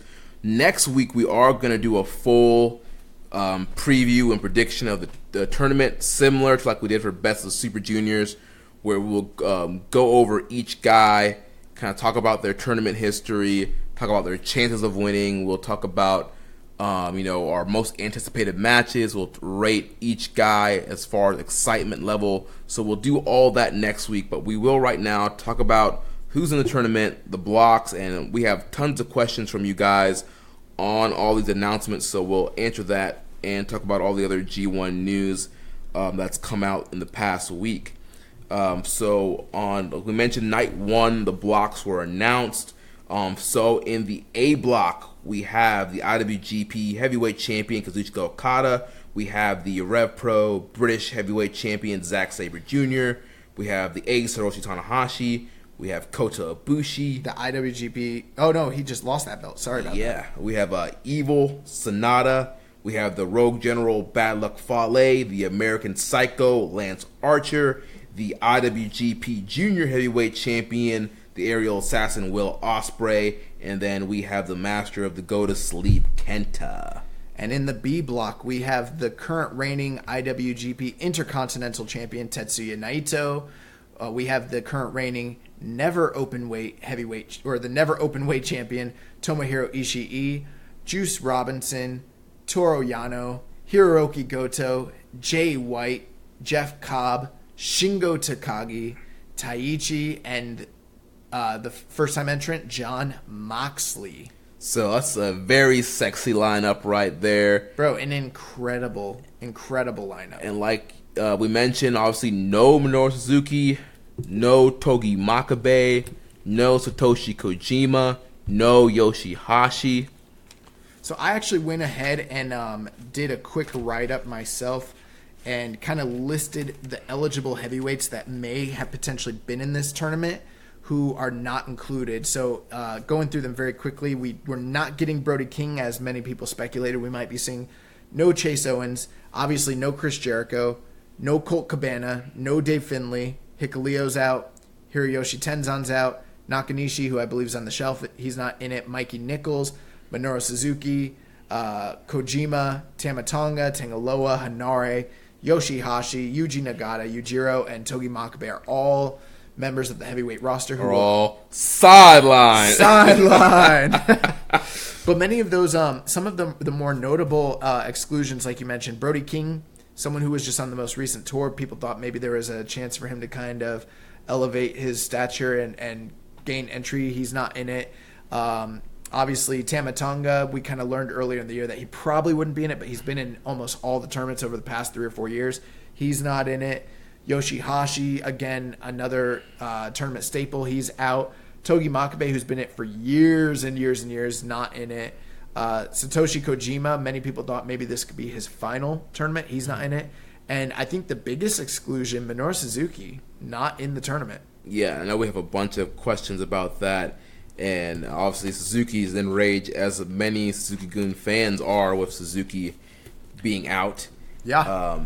And then on night 2, we had the announcement of all the matches. So we'll run through that list real quick. So the opening night in G1 in Dallas, which Youngboy and I will be at. And we purchased our tickets today. Our plane tickets. Yeah. So it's official. Like, we will be there. We got lodging. We've got fare. We got our tickets. Got a couple other things we're working on. We'll let you guys know. But, yeah, we're going to be there, man. Yeah, so on that night, we will have the rematch for the New Japan Cup with Will Ospreay taking on Lance Archer. We will have Evil versus Bad Luck Fale. We will have Sonata and Zack Sabre Jr. kind of renewing their rivalry as well. Yeah, they had that World of Sports style match that I loved last year. We have Kota Ibushi versus Kenta in the semi-main event of the evening. I think the last time they faced was Noah in like 2007. Dude, this match is going to be great. That's going to be incredible. And then for the first time in the United States, we have the Rainmaker Kazuchika Okada taking on the Ace of the Universe, Hiroshi Tanahashi, in the main event of Night 1 in Dallas. That's big. That's really, really, really big. How are you feeling about seeing Okada and Tanahashi? From a fan perspective, the idea that I'm going to be at a show that features, quite frankly, the greatest rivalry in the history of modern New Japan Pro Wrestling, I'm so excited. Like, I don't even have words for it, to be honest with you. Although, am I off base in thinking that this is the wrong call? You know, I've seen a few people kind of say that, you know, a lot of people are saying, you know, why they put Jon Moxley in the main event, kind of going off the buzz that he has. I do have to wonder, though, with that being the case, could the fact that it's on U.S. soil and him being a main staple in AEW have played a role in them not being able to do that? Or maybe, like, he wouldn't do that sort of thing? Is that a possibility? I could definitely see that being I definitely think that could be a possibility and a role to play in him ending up being in the B block. See, part of me feels like a crappy fan where I'm like, you know, we've complained for so long, like, New Japan, give us a real New Japan card. Give us you know, and now they're finally doing it. But there's this part of me that's like, with the way the ticket sales have been and how many seats they have to fill, I wonder if this is the right place to have ordered this match to be there. If you want my honest opinion, I think Okada Tanahashi should have headlined the very first ever New Japan show all the way back at Long Beach when they did Cody and Okada. Mm-hmm. Obviously, they saw something in Cody and they, you know, were right because look at the kind of star he is now. But with that being the case, I always thought back then, I was like, it's a 5,000 seat arena. It's a match that they've done a million times in Japan, but never in the U.S. They should have done it then. That was my opinion. Now, I'm not going to complain and say we shouldn't be getting it because I'm glad we're getting it. I just wonder if this is the card where they should have done it. That's my one hang up because, you know, it's so weird because we always complain. We're like, they don't get the fan base. They don't get the market. They're trying to push all these U.S. stars when we want to see the Japanese stars. But then now, today, they have literally the hottest free agent in the entire world in Jon Moxley. Someone who I literally think, I think the difference here is I'm like, he would move tickets. Yeah. He would really move tickets.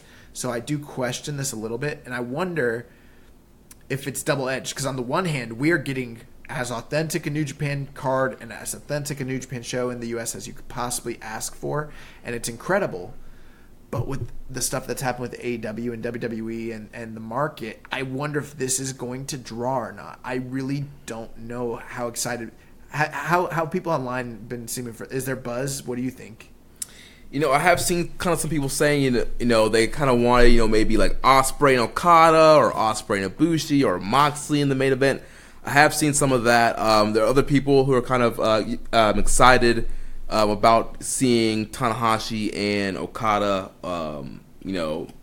this epic rivalry live.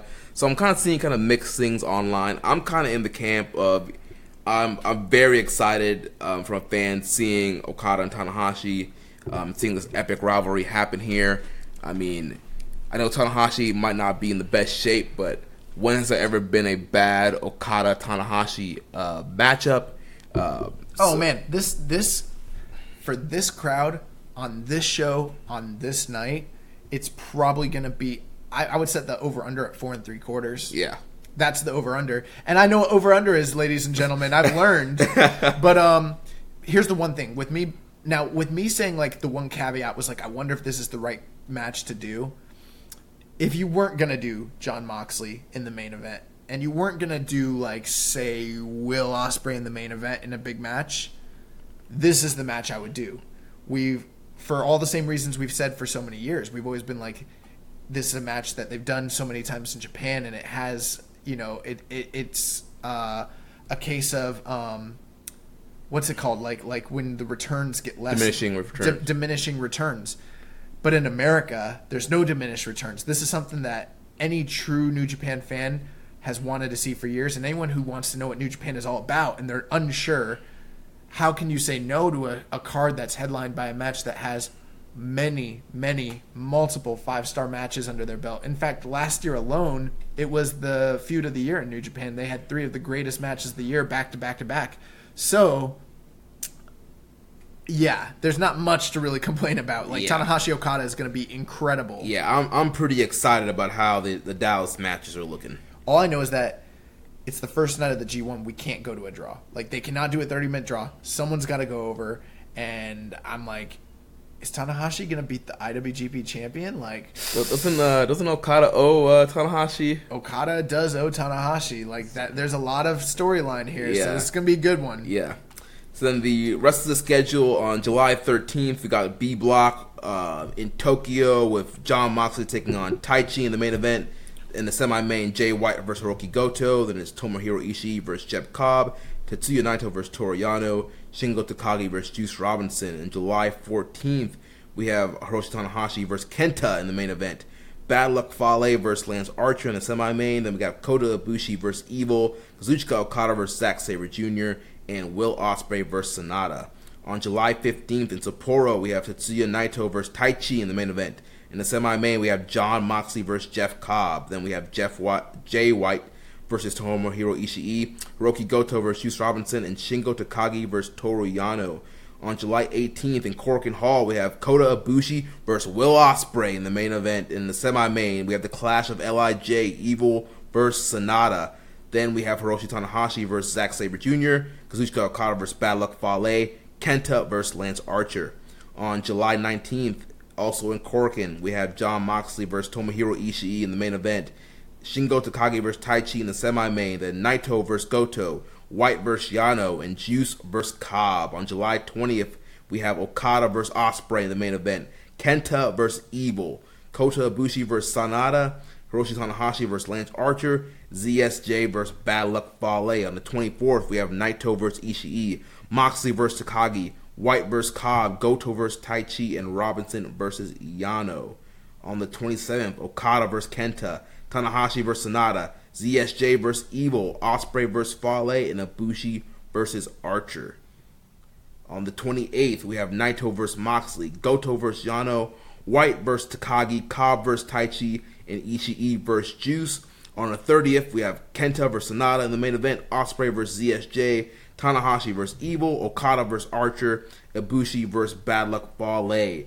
Then we have B block action on August 1st in Fukuoka with White versus Taichi, Moxley versus Yano, Ishii versus Goto, and Naito versus Robinson, and Takagi versus Cobb.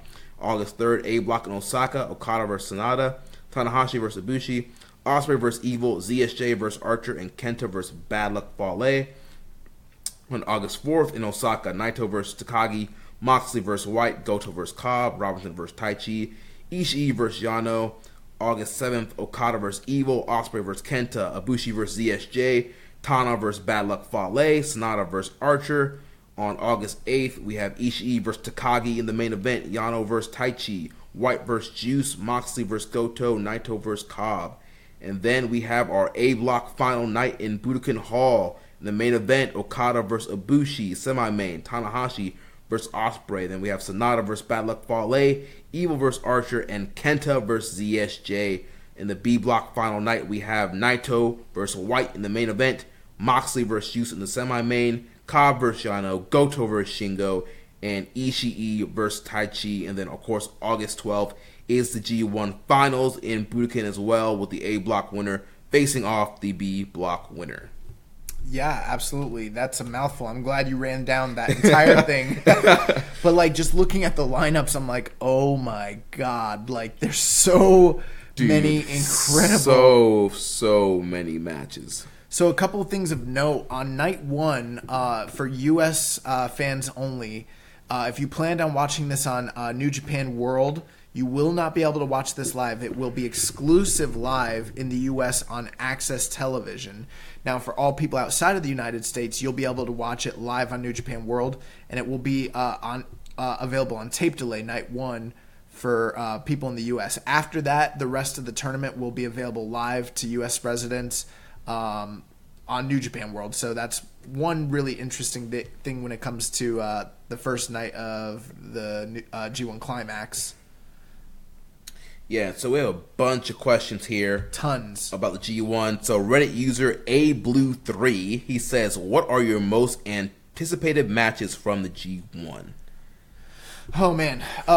Honestly, just looking at the blocks, like, there literally are so many anticipated matches. I got to tell you, in the B block, but well, one thing, these blocks are way more balanced than they were last year. Like, it doesn't look like the A block is, like, you know, the crappier block. It looks very, very even. I've actually seen some people say that the A block looks better than the B block.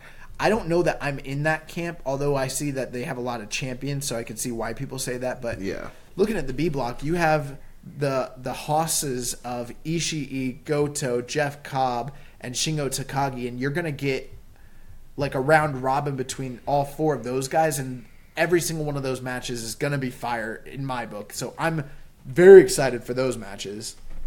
Yeah, so for me, my most anticipated from the B block, probably maybe might be overall, is Ishii versus Shingo.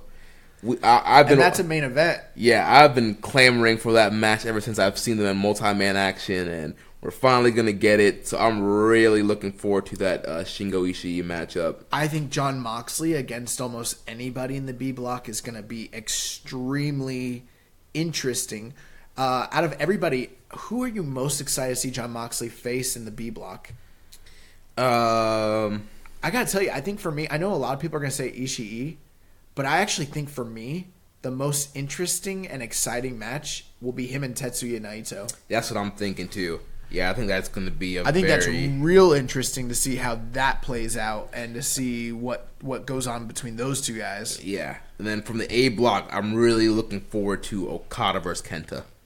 Okada versus Kenta has big money written all over it. I'll tell you right now, if I haven't even started my bracket, but I think Kenta is one of the guys I think gets a win over Okada, sets up a title shot. Yeah. That's my prediction. Yeah, King of Pro Wrestling, Kenta versus Okada. Obviously, I mean, so many guys in this block. Evil and Sonata is going to have a lot of story behind it, and I don't think we've ever seen them go head-to-head. Yeah. So that's interesting. Okada, the fact that we've got Rainmaker Okada in this tournament, like, you know, I think a lot of people, I don't think anyone's discounting Okada, but Okada hasn't had the type of year performance-wise that we've become accustomed to in years previous. And last year we kind of had the, going into the half year, I mean, he had a fantastic year. But then once he went into the G1, not to discredit his G1, but everything was around 4 stars. There was almost no real standouts until he faced Tanahashi.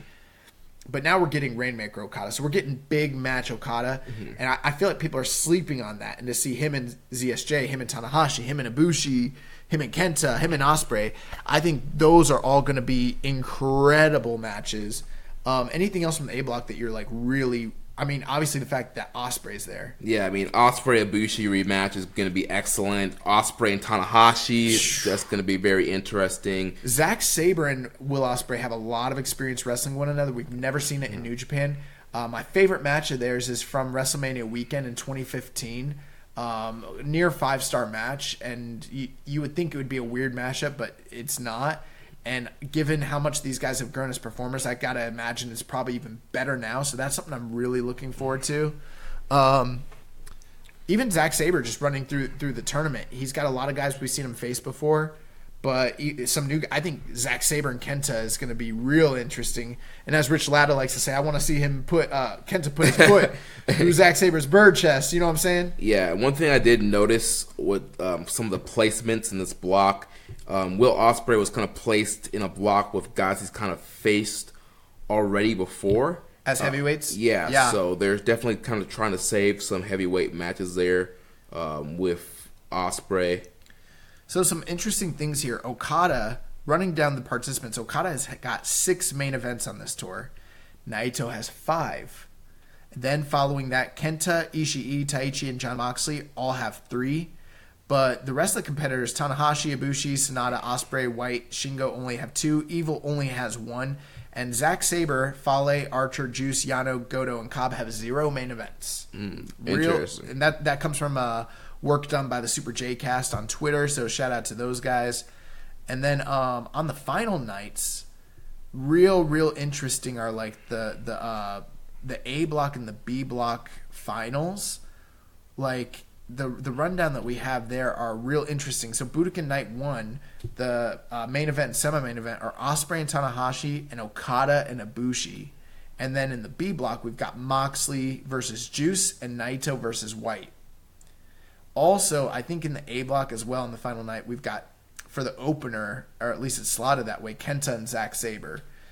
So it's like, man, usually, in most cases, you can kind of use some of the booking patterns that you've seen in the past from Gedo and kind of easily predict what the finals are going to be. But in this case, he's putting some of the favorites of the tournament in both the main event and semi-main event to kind of throw you off the trail a bit. And it actually makes predicting this tournament quite a bit harder than it has been in the past. Yeah.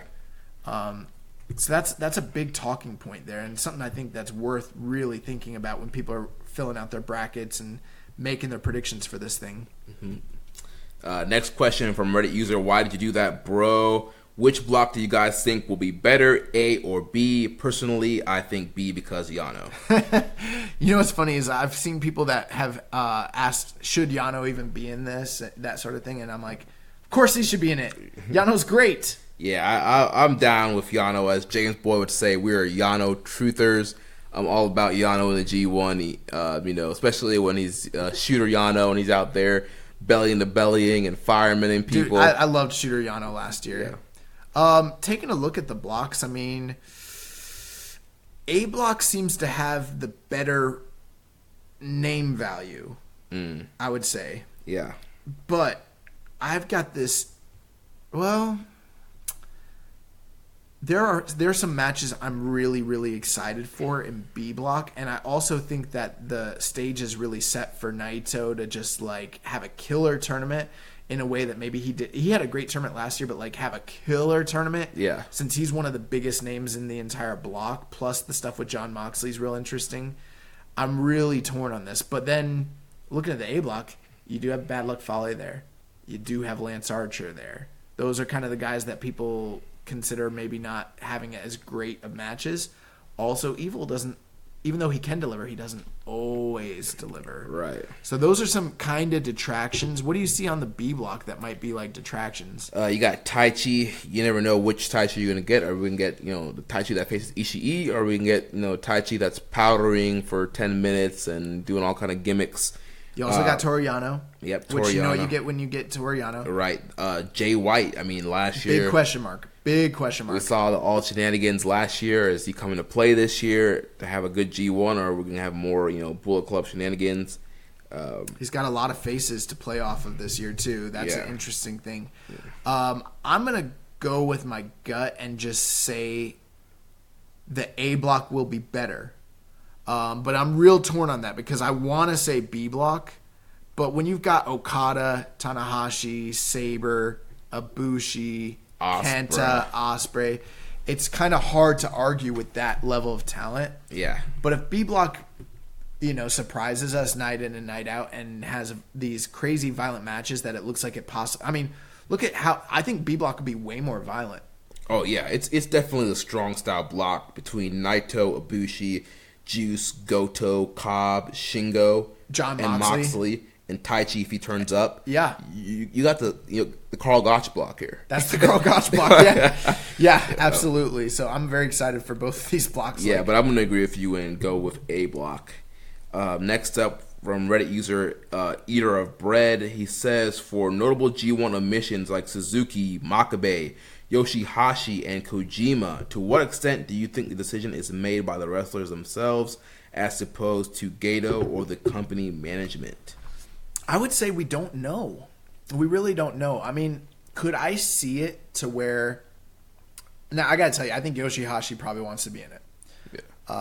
But I don't know how some of the older guys like Suzuki, Makabe, or Kojima feel about this. Now, I thought Kojima 2 years ago, his last tournament, I thought he had an incredible tournament. Yeah. But it's been a long time since Suzuki or Makabe had good tournaments. Both of those guys, what you kind of get, and we lamented the A block, and I hate to kind of crap on Suzuki and Makabe, but they both had really good matches, a couple really good matches, and then a lot of so-so matches throughout the tournament. And I've never really felt like the G1 in the last like 4 or 5 years were tournaments where Suzuki and Makabe like really were out there making a name for themselves or grabbing the brass ring, as they say. You kind of know what you're getting with Suzuki and Makabe when it comes to this sort of tournament. And maybe those guys, it could have been where management was like, if you're over a certain age or you're at a certain role in the company, we're just going to go with these younger guys and open up new opportunities. Or it could have been that Suzuki, Makabe, and Kojima guys like that were like, you know what? We're good. Right. And hey, Suzuki, today's his birthday. Happy birthday, Suzuki. Happy birthday, Minoru Suzuki. Turns 51. Maybe he just doesn't want to do 9 singles matches. Remember when he told us to buy Ray-Bans and we did? Oh my gosh, yeah. We don't want the smoke. I went out and bought those Ray-Bans. But yeah, maybe he doesn't want to do 9 singles matches. He doesn't want to go through the G1 Climax. One thing though that's notable when it comes to now from like a story perspective, why could it possibly be that Suzuki is not in here? Because I would say of all the people that were omitted, he was the biggest omission by far. But me and Jeremy were doing some research over the weekend trying to get things in perspective because we're at the halfway point of the year. And you know what? Minoru Suzuki's had 3 singles matches all year long. Yeah, if you look at his schedule, he really hasn't done anything big this year. He had 2 matches with Sonata, one during New Beginning, during their tag feud. The other one was during the New Japan Cup. And then he had one other singles match. I'm trying to remember who it was even against. And I don't remember. Yeah, I'm blanking right now, too. But yeah, he's mainly been in tag stuff and... exclusively, and almost all year. And then also the Liger rivalry has pretty much been all multi-man and tag stuff. Yeah. And they could potentially do Liger versus Suzuki at the G1 finals. Well, we do know that during the Liger-Suzuki feud, there was one point where Liger was saying, I'm retiring at the end of the year. You face me. They didn't say it was going to be at Tokyo Dome, but you face me and you put your career on the line. And if you lose, you have to retire as well. Mm-hmm. So what if his exclusion from the G1 is something to where like New Japan is phasing you down, you're on the tail end of your career, and then they do the career versus career match or whatever, however you want to say it, and it becomes feasible in the mind of the viewer that, hey, they're phasing out Suzuki. He could lose. This could be the end of his career, and they make it believable, and that's what this is really leading to. I also think it's notable that he is so vocal on promos about his exclusion, and it does seem to play into the greater story for Suzuki. Yeah. So maybe it's just good storytelling. Yeah. Could be. Storytelling. Question from Muzzle. He says, how many young lions will Suzuki murder with him not being in the G1? Well, we've got 4, so I would say 4. Yes. Well, he'll go to America and kill the LA ones too. Yeah, we got 3. We got 3 in America, so 7. How many we got from Fale's dojo? Like 2 or 3. They die in 2. So like 9 and 10. So the over under is 9. Yeah. Question from Rambone Slam Pig. He says, are you surprised by the inclusions and exclusions in this year's G1 lineup? Do you think the decision not to expand the field as they did with the New Japan Cup and Best of Super Junior tournaments was the right call? Okay, before we answer that, let me ask you, Jeremy, if we had expanded to 24, who are the 3 guys you would have included? Suzuki, Kojima, and I would have thrown Brody King in there. Yeah, Brody King. So we got one other spot. Who would you have given that last spot to? I said Kojima. No, so you said Kojima, Suzuki, and Brody King. We got one more spot. One more. Who else was left off that list? Yeah, I'll show you the list of who could have potentially been in here. I would have gone Chase Owens. Ooh, that's an interesting pick. Chase Owens over Yoshihashi. Definitely. Okay. I know for me, I'm sure if it was the New Japan management would probably go Yoshihashi over Chase Owens, but I would go Chase over Yoshi. Yeah, and Chase over Tamatonga? Yeah.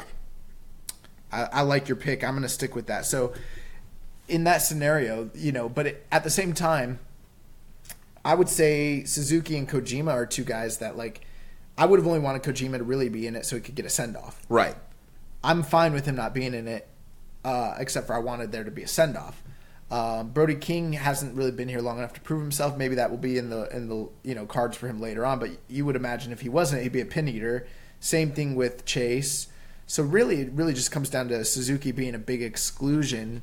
I don't think they really necessarily needed to expand to 24, even though we discussed the possibility of it. I'm fine with it being 20, especially for my sanity. Yeah, I think it was the right call not to expand the field. I like the fact of it feeling like it's an exclusive tournament. It's the top of the top. You really have to be on your game and be the best in the world to be in this tournament. We're not going to just let anybody in here. So I like the fact that it's still 20, didn't expand it. It makes it feel like more tougher to get into.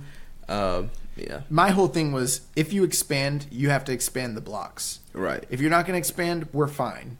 And I'm fine with the way it is. I've loved this G1 format for quite a while. I think that this is one of the most fresh and exciting looking lineups we've had in a while. It is funny, we have talked on this podcast about that promo that Tamatonga had a few years ago, talking about, man, shit is boring.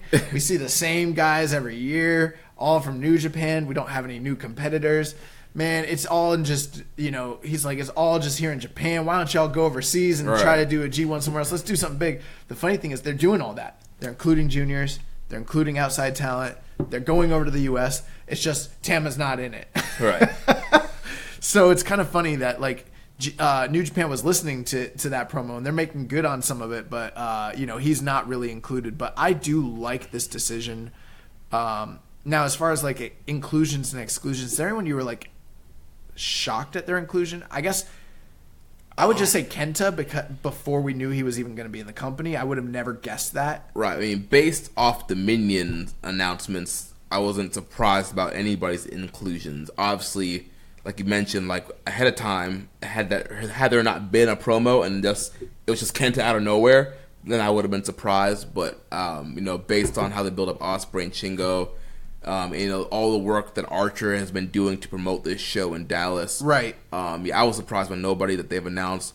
As far as exclusions, I was very surprised that Minoru Suzuki didn't make the list. I was very surprised at Makabe. Because every year we're always like, well, Makabe may or may not be in it, but it always seems like it's very likely he's going to be it because of his popularity as a TV personality and his history in New Japan. You're always like, he's going to be in it. Mm-hmm. And we're always like, Yoshihashi's going to be in it. I think that's the main reason why people thought it was going to be 24. We're like, Suzuki's going to be in. Yoshihashi's going to be in. Makabe's going to be in. You got to have a 4th guy. It's going to be a 24 block. I think that's why people are coming to those conclusions. All 3 of those guys' exclusions are like, whoa, they're really leaning this thing out and opening up new opportunities. It's exciting, but it's surprising. Yeah. Next question from Reddit user Jar of Peanuts. He said, who are your dark horse picks to go to the finals of the G1? I don't have any dark horse picks to go to the finals of the G1. I'm not going to reveal my brackets yet, but anyone that I think is going to the finals are probably people that y'all think are going to the finals. I don't have a dark horse. Right. I don't really have a dark horse either, but next week we're gonna do a more in-depth preview and predictions. So maybe by then maybe we'll think of something. But yeah, as of right now, I don't have a dark horse pick. Another question from Muzza. He said, "What stable matches are you looking forward to? I.e., Chaos versus Chaos, LIJ versus LIJ." He says his personal favorite will be Shingo versus Naito. Well, you took the words right out of my mouth, Murray. Thanks for that. Shingo versus Naito, in my mind, is one of the most exciting interfactional matches that's going to happen on this entire tournament. Yeah, I think that takes the cake for me as well. It has to be Shingo versus Naito. I think the other one that a lot of people will be excited for is Ospreay and Okada. We've seen them have so many great matches together in the past, but never like the big blow-off, and it does seem like it's going to be a big deal this year in this G1, and I think that has potential match of the year written all over it. Next question comes from our pal here at Social Suplex, host of All Things Elite, Floyd Johnson Jr. What up, Floyd? He said, "What are your sleeper matchups for the G1?" Ooh, sleeper matchup. You want to pick a sleeper match from each block? Yeah, hold on, let me get back the match listings back here. Let's see. I'm just looking at the A block and B block to make it easy on myself. That might be better for you. Yeah. Let's see. From the A block, let's see here. I think the sleeper match from the A block, I'm going to say Okada and Lance Archer. Ooh, that's a sleeper pick. Okada does have every ability to make everyone he works with seem better. Not just seem better, but be better than they actually are. And he's great with big guys. Right, but I mean, we saw what Archer did with Ospreay and how great that match was. Right. I think Okada and Archer can have a really great match. Okay, we've seen this match before, so maybe it's not so much of a sleeper, but I don't think a lot of people are hyped for it. But I'm telling you right now, I really think that Sonata and Zack Sabre Jr. is going to be an incredible match. It was last year. It didn't get nearly enough play, and those two guys are two of the more understated competitors in this tournament. I think they're going to have a great match. Yeah. Now, I'm looking at B block here. I'm trying to figure out what would be the sleeper, because I feel like a lot of the matchups in B block are going to be bangers. There's a lot of matches that will be bangers. Yeah, absolutely. Anything involving maybe Juice or Jay White or Taichi. Maybe Taichi versus Shingo. Ooh, that has every potential to be great on it. Yeah, absolutely. And maybe Jay White versus Jon Moxley. Possibly. That definitely, but I think people will be hyped for that. To be honest with you, yeah. I'm gonna say Taichi versus. I don't want to say Jeff Cobb, but maybe. Screw it. I'm just gonna do it. Toru Yano versus Taichi is gonna be great. I don't care what anyone says. That match, Toru Yano is gonna have some sort of crazy comedy match. Him and Taichi is going to be nuts. So that's my sleeper match of the B block. Next question from Kevin Crawford. He says, "Do you think Taichi will use Iska's Iron Glove to pick up victories in the B block?" I hope not. It might be a scary possibility. He's been carrying the bag for a long time. Yeah, I've been teasing it. Just opening the jacket, showing it. So yeah, I mean the G1 Climax would be the place to kind of unveil it to get some wins. It's a very big tournament, so I could see him getting maybe one or two victories using the Iron Claw. And our final question from Joel. Where's Joel from? He's in New York area. Okay, gotcha. Joel. Yeah, we met Joel. Yeah, Joel's our boy. Now that the card is out for G1 Day 1 in Dallas, how do you see the ticket sales going over the next few weeks? Well, I got to tell you, I kind of thought that once Dominion happened and once these new announcements came out and once Jon Moxley joined the company that maybe we would see a jump in ticket sales. It doesn't seem like there's been much movement. We haven't heard any reports. We haven't seen anything. And I have been frequenting the Ticketmaster site, and I'll tell you what, no new sections have opened up. There still seems to be a lot of blue, although there are some grayed out areas. But maybe now that the actual card has been announced and we're a few weeks out, we got, what, 3-4 weeks? 3 weeks? Yeah. I hope they start moving. I hope they do. But I don't know. What do you... I mean, I would hope so. I mean, that Dallas card, I think it's, pretty stacked. And with that Okada Tanahashi, I think that's like every, American fans, like one of their dreams of like seeing that match live. But I also think that, again, New Japan is a niche product with a niche fan base. We've talked about it before. Dallas is not really a destination that a lot of people travel to. This is going to be a large, traveling group that's going there with all the stuff going on with AEW and other shows, throughout the year, like the Madison Square Garden show, WrestleMania weekend, PWGs, stuff like that. How many people are going to actually, put their money down? I got to tell you, I'm sure there's been plenty of people who've been waiting for the card. Now that they're seeing the card, they'll probably be enticed to see it and to go. But I also still feel like, New Japan is fighting with a very similar fan base to AEW. Having Jon Moxley on the card, I think, would have really, really helped ticket sales.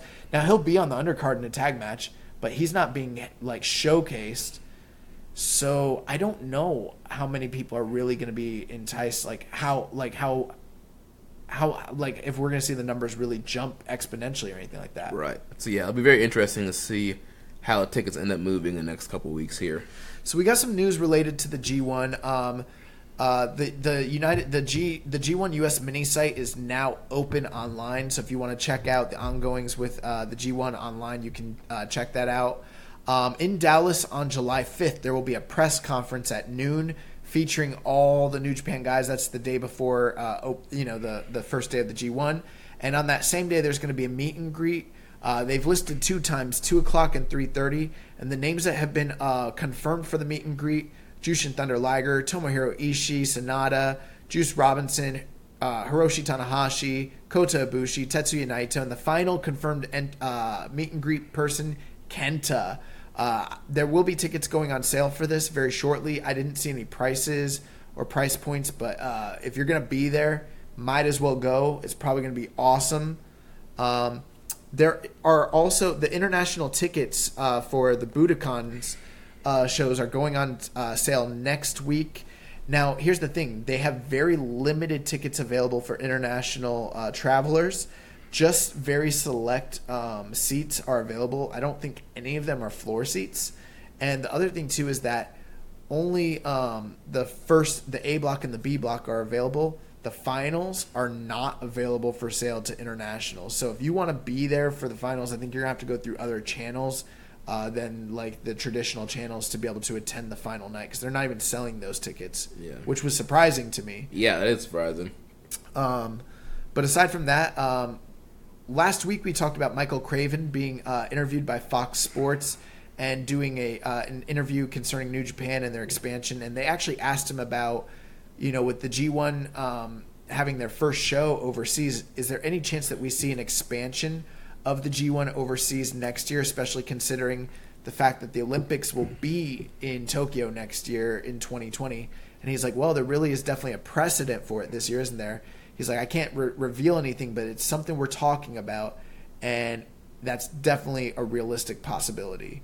So who knows? Maybe next year we see it come to Australia, or maybe we see it come to the UK or back to the US. Yeah, I definitely think they'll take advantage of their partner countries with the Olympics being in Tokyo. Obviously, we are going to be, like we said, next week doing a full preview on the G1 Climax. But before we move on, do you have any final thoughts or anything you want to discuss when it comes to this?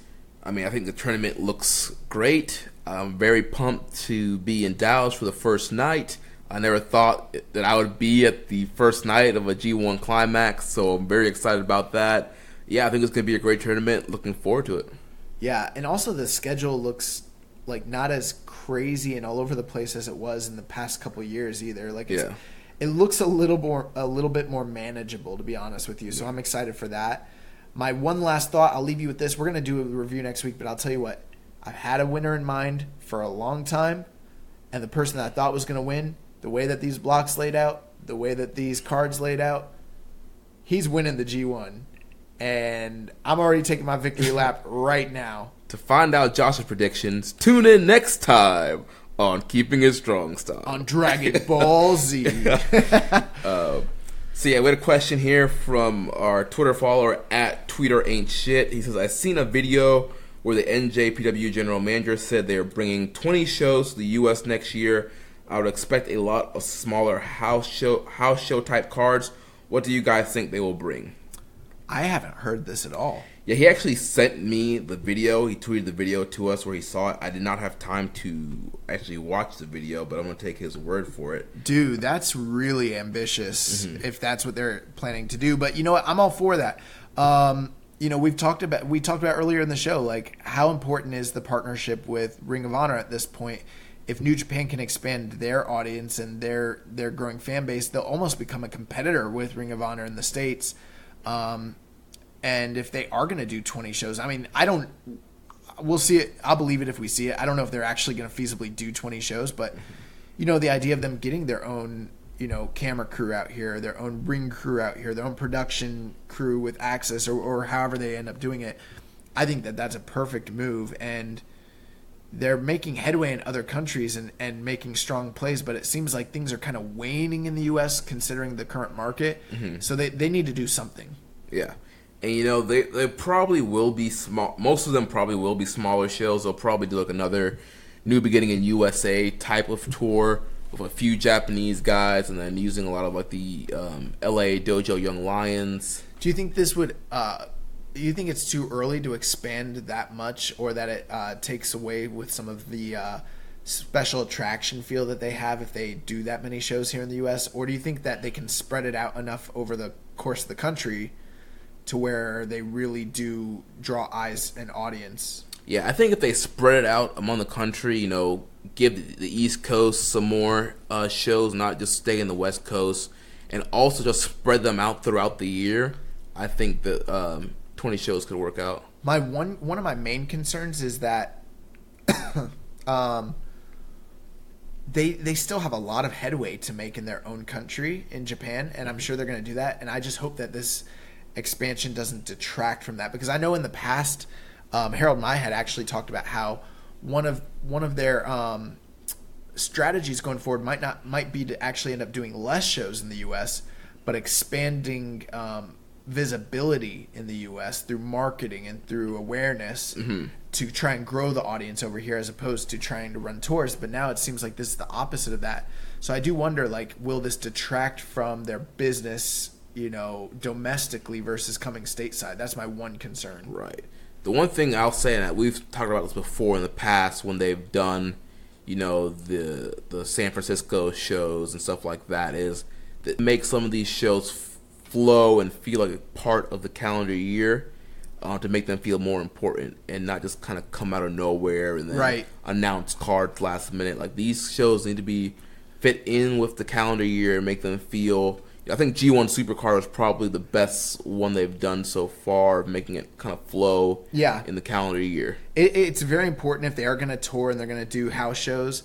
They don't have to do, like, Dominion level cards each time out or anything like that and kill these guys, but they need to give us authentic New Japan product.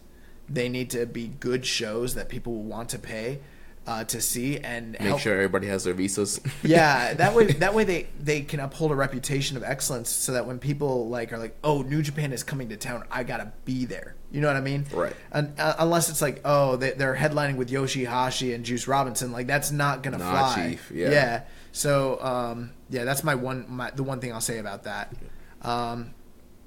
So that's gonna take us to what, the news? Yep.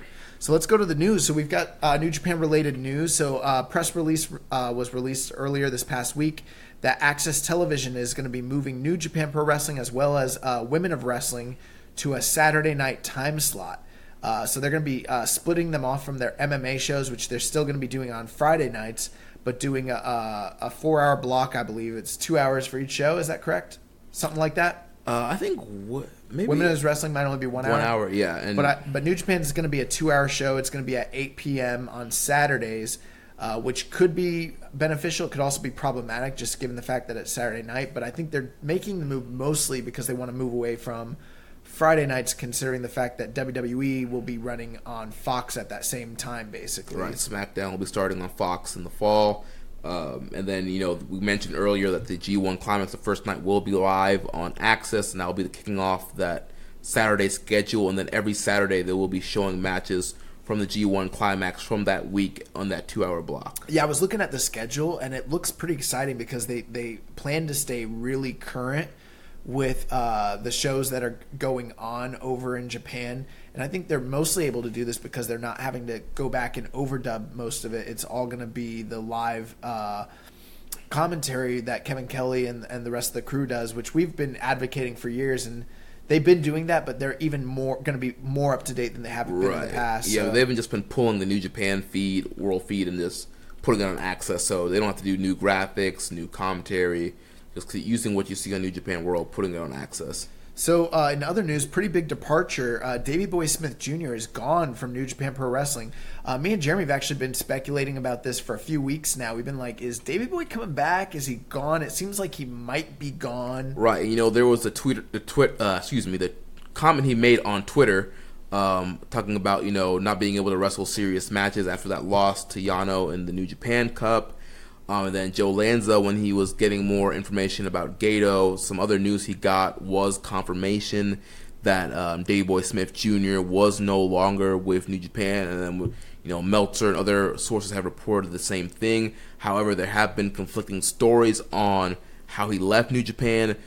Some sources are saying that Gedo fired him, and other sources are saying that he personally quit the company. Yeah, Wrestling Observer actually reported on this and said part of the issue was that aside from his placement on the cards and the way that he was being used, there was a conflict where he wanted to work for Impact, and there's still that lingering issue between New Japan and Impact dating back from the days when TNA misused Okada prior to him coming back from Excursion, and that kind of broke their partnership, which they had for a long time. Right. And it's never really healed the relationship, even though Scott D'Amore went to Japan and tried to apologize and tell them that the entire company is owned by different people, run by different people. Scott D'Amore wasn't even there when they misused Okada, but he's still feeling the backlash of that. But there was some sort of communication issue where the way Meltzer reported it was Davey Boy was told he couldn't go to Impact, and then later when he was talking to them, they were like, we thought you were going to Impact, so...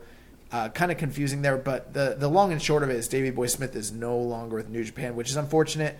Although I gotta tell you, I think down the road I could see the door being open for him to return at some point. Given the kind of talents that guy has, I wouldn't be surprised if he comes back. Yeah. We did get a question though related to this from Jar of Peanuts. He said, with Davey Boy Smith Jr. reportedly done with New Japan, do you guys see Lance Archer winning any singles titles? I think Lance Archer would be, if anything, maybe the Never title, get him in the Never division. I wouldn't be surprised by that at all. Yeah, have him have a strong style match. I think this is a time for Lance Archer to shine. He's a guy that gets a lot of criticism, and people don't seem to be a big fan of him.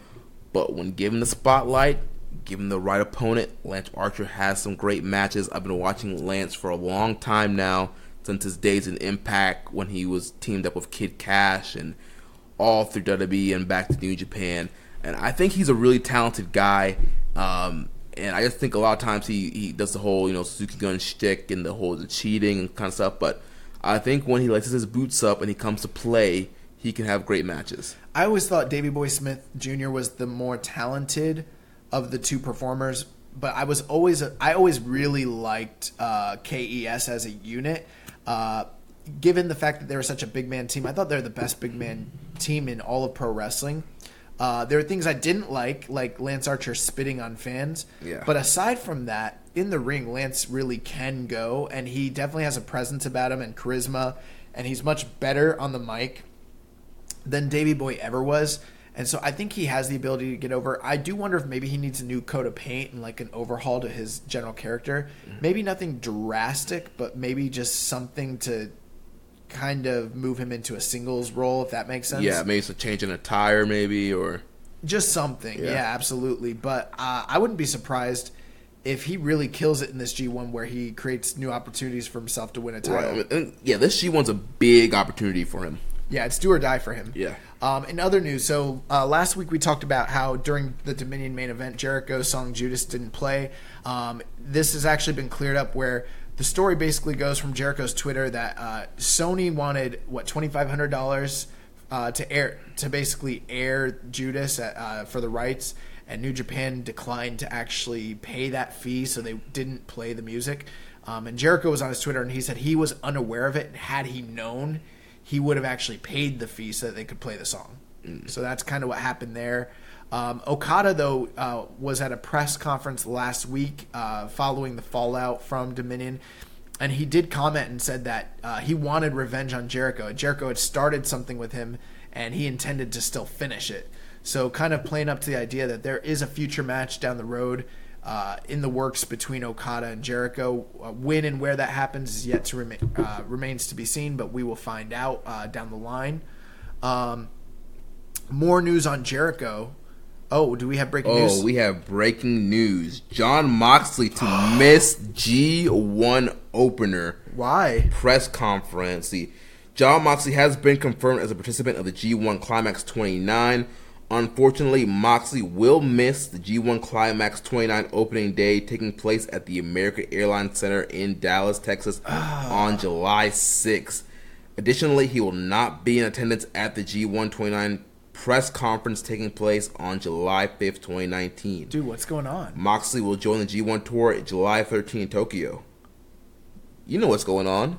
The Elite. The Elite. Bro, this is the first time I've ever been pissed off that you sang that song on the air. I'm like really pissed off that that's happening right now. Like, that's bullcrap. That's some 1980s like Pro Wrestling USA Alliance crap. That's like, oh my god. And that explains why Moxley's not main eventing the Dallas card. Okay, perfect. So I guess we'll continue on. So Tanahashi had a post, I think it was on Instagram, and it was a picture he posted of himself, and Jericho's personal account actually commented, and he's like, Tanahashi, you're so cool, you're so sexy. He's like, I'm going to see you down the line, Bakahashi. So kind of also building up a potential future match between those guys continuing on. This past week, the New Japan Pro Wrestling podcast featured interviews with both Kenta and Rocky Romero. And I got to tell you, I'm really liking this New Japan Pro Wrestling podcast. Yeah, it's pretty good. The stuff they had with Kenta was real interesting. Kenta basically just talking about how he wanted to showcase his pro wrestling to the world. And one of the things I thought was real interesting was when he said that they asked about him facing Jon Moxley. He's like, I definitely want to fight him, but not as stupid Hideo Itami, but as Kenta. He's like, so I can kick his ass. Then the interview they had with Rocky Romero, and I'm jealous because we're supposed to have Rocky on this podcast, and they beat us to the punch. Yeah. I guess it's easier when you're in Japan. In Japan. But Rocky did a great interview, and they talked about the first LA Dojo days of the early 2000s, training with Inoki, and his experiences going back to those early days. So it was almost like a history lesson. So for those of you that are wondering about some of that earlier history, I highly recommend you check out that episode. Did you check that out, right? Yeah, it was really good. Real good stuff. Also, past week, Kota Ibushi, we reported last week that he had no injuries from the match with Naito. Well, he did tweet out this past week, and it's interesting because for all the people that were talking about the dangers of that match, I haven't seen too many people talking about this, but in one of his personal tweets, he basically said something along the lines that he went and got checked out by a doctor, and he did suffer possible vision damage in the eye that was blackened. He said that he went from a 2.0, which I'm guessing is like 20/20, like a 2.0 vision to a 1.5. So not blind or anything like that, but he may have suffered potential vision damage from that match, and whether that persists or improves remains to be seen. But very interesting prices these guys pay to entertain us. Yeah, man. Bushi was working again though, so he seems to be healthy enough to work, and he's on the Kizuna Road tour right now, which is great. We also have the announcements of the full Southern Showdown cards. that are coming up here in the next few weeks. Yeah, so we have Ren Narita, Shota Umino, and Toa Hanare taking on Michael Richards, Mark Tui, and Andrew Villalobos. We have Aaron Solo, which is Bailey's boyfriend, taking on Slex, who took on Okada last year. And who I think is the main leader of the Mighty Don't Kneel, and he's one of the biggest stars in Melbourne City Wrestling. Yeah, then we have Roppongi 3K teaming up with Toru Yano to take on the Bullet Club of Gino Gambino, Gedo, and Taiji Ishimori. Stupid. We have Yoshihashi and Tomohiro Ishii taking on Chase Owens and Yujiro Takahashi. The rematch of Rocky Romero versus El Phantasmo, Nichols and Juice in a non-title match against Tama Tonga Tangaloa. Ospreay defending the IWGP Junior Heavyweight Championship against Robbie Eagles. And then the main event is the Mega Aces, Okada and Tanahashi, taking on Bullet Club's Jay White and Bad Luck Fale. And this show is going to be airing live on Fight TV. That will be, the first night will be June 29th. And then it will air on a 72-hour delay on New Japan World. We won't be covering it next week. We'll be covering it the week after, as well as the final night of the Kizuna Road Tour. There is a house show on June 30th, though, that will be taking place. That card will not be airing, but I'll go down the card because there's some interesting tidbits about this. So Michael Richards and Andrew Villalobos will be taking on Stevie Phillip and Tome Phillip. The second match of the night, Rocky Romero taking on Tony Kozina. Third match of the night, Jack Bonza versus Mick Moretti. Fourth match of the night, Aaron Solo taking on Chase Owens. Fifth match of the night, Juice Robinson and Toru Yano and Mikey Nichols taking on Bullet Club team of Tama Tonga, Tangaloa, and Gino Gambino. Sixth match of the night, Tomohiro Ishii will take on Toa Henare, which is a match I really want to see because they had a great match last year, and I'm wondering how we can get be able to view that match because it's probably going to be excellent.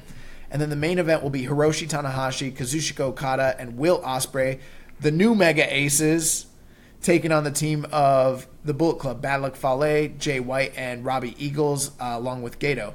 So why this is interesting, obviously there's a bunch of names that were announced that we're not very familiar with, most of them from the Australian indie scene. And it was announced earlier this week on a PWA tour that the match between Jack Bonza versus Mick Moretti, which although this is not airing, it's going to basically serve as a tryout match for New Japan. So the scouts from New Japan will actually be treating a lot of these matches with the talent from Australia as de facto tryout matches for New Japan. So don't be surprised if in the next year or so you see a lot of these names show up. Last year some of the names that did really well on the tour, like Jonah Rock, he's now in NXT. Robbie Eagles, those were like two of the names that were really high up on the list, and both of them got big breaks out of it. So, this Australia tour serves more than just going down there to entertain the fans. It also creates opportunity for the talent that's down under to potentially make their way into New Japan. So, real interesting stuff. Yeah, and something interesting I noticed in the advertisement for that 6-man tag main event on night 2, they labeled. They called it Chaos versus Bullet Club with Tanahashi being in there. So that's kind of very interesting. Like maybe Taguchi Japan will just get swallowed up into Chaos? Yeah. I don't know. That's probably just marketing. Yeah, but there was another thing where they had it was like Juice for another show. It was a Juice teaming up with Chaos, and it said Chaos and Juice Robinson. So interesting. Yeah. You think Tanahashi's joining Chaos? Maybe. And then something else. Good friend of the show, Sir Sam. Oh yeah. Who lives in Australia. He's going to be going, I believe, to the first night in Melbourne.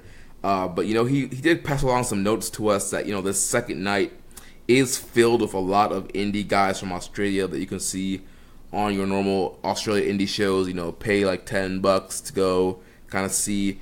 But the Sydney show, he was telling me that they are charging. Their ticket prices are higher than the Melbourne show. And Melbourne's the show that we're actually going to see, the better show, right? Right. And then the Sydney show is full of, Australia indie guys. I think he said something along the lines of, we need to light up New Japan for this, right? Yeah. I don't know if I'm going to light up New Japan for it, but that does seem to be kind of crappy. So I feel for you, Sir Sam. I think he's going to both those shows, right? I think for sure he's going to the Melbourne. I'm not sure if he's going to be at Sydney also. Gotcha.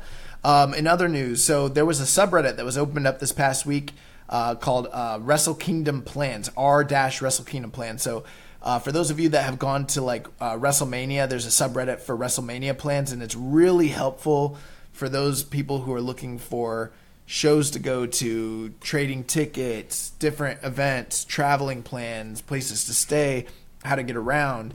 And I think that this will be a really good resource for people that are from not domestic from Japan, that are trying to find their way around Wrestle Kingdom and meet up with people and different things like that. So really cool idea. Whoever started that, shout out to you. Big props, and that's something to definitely check out.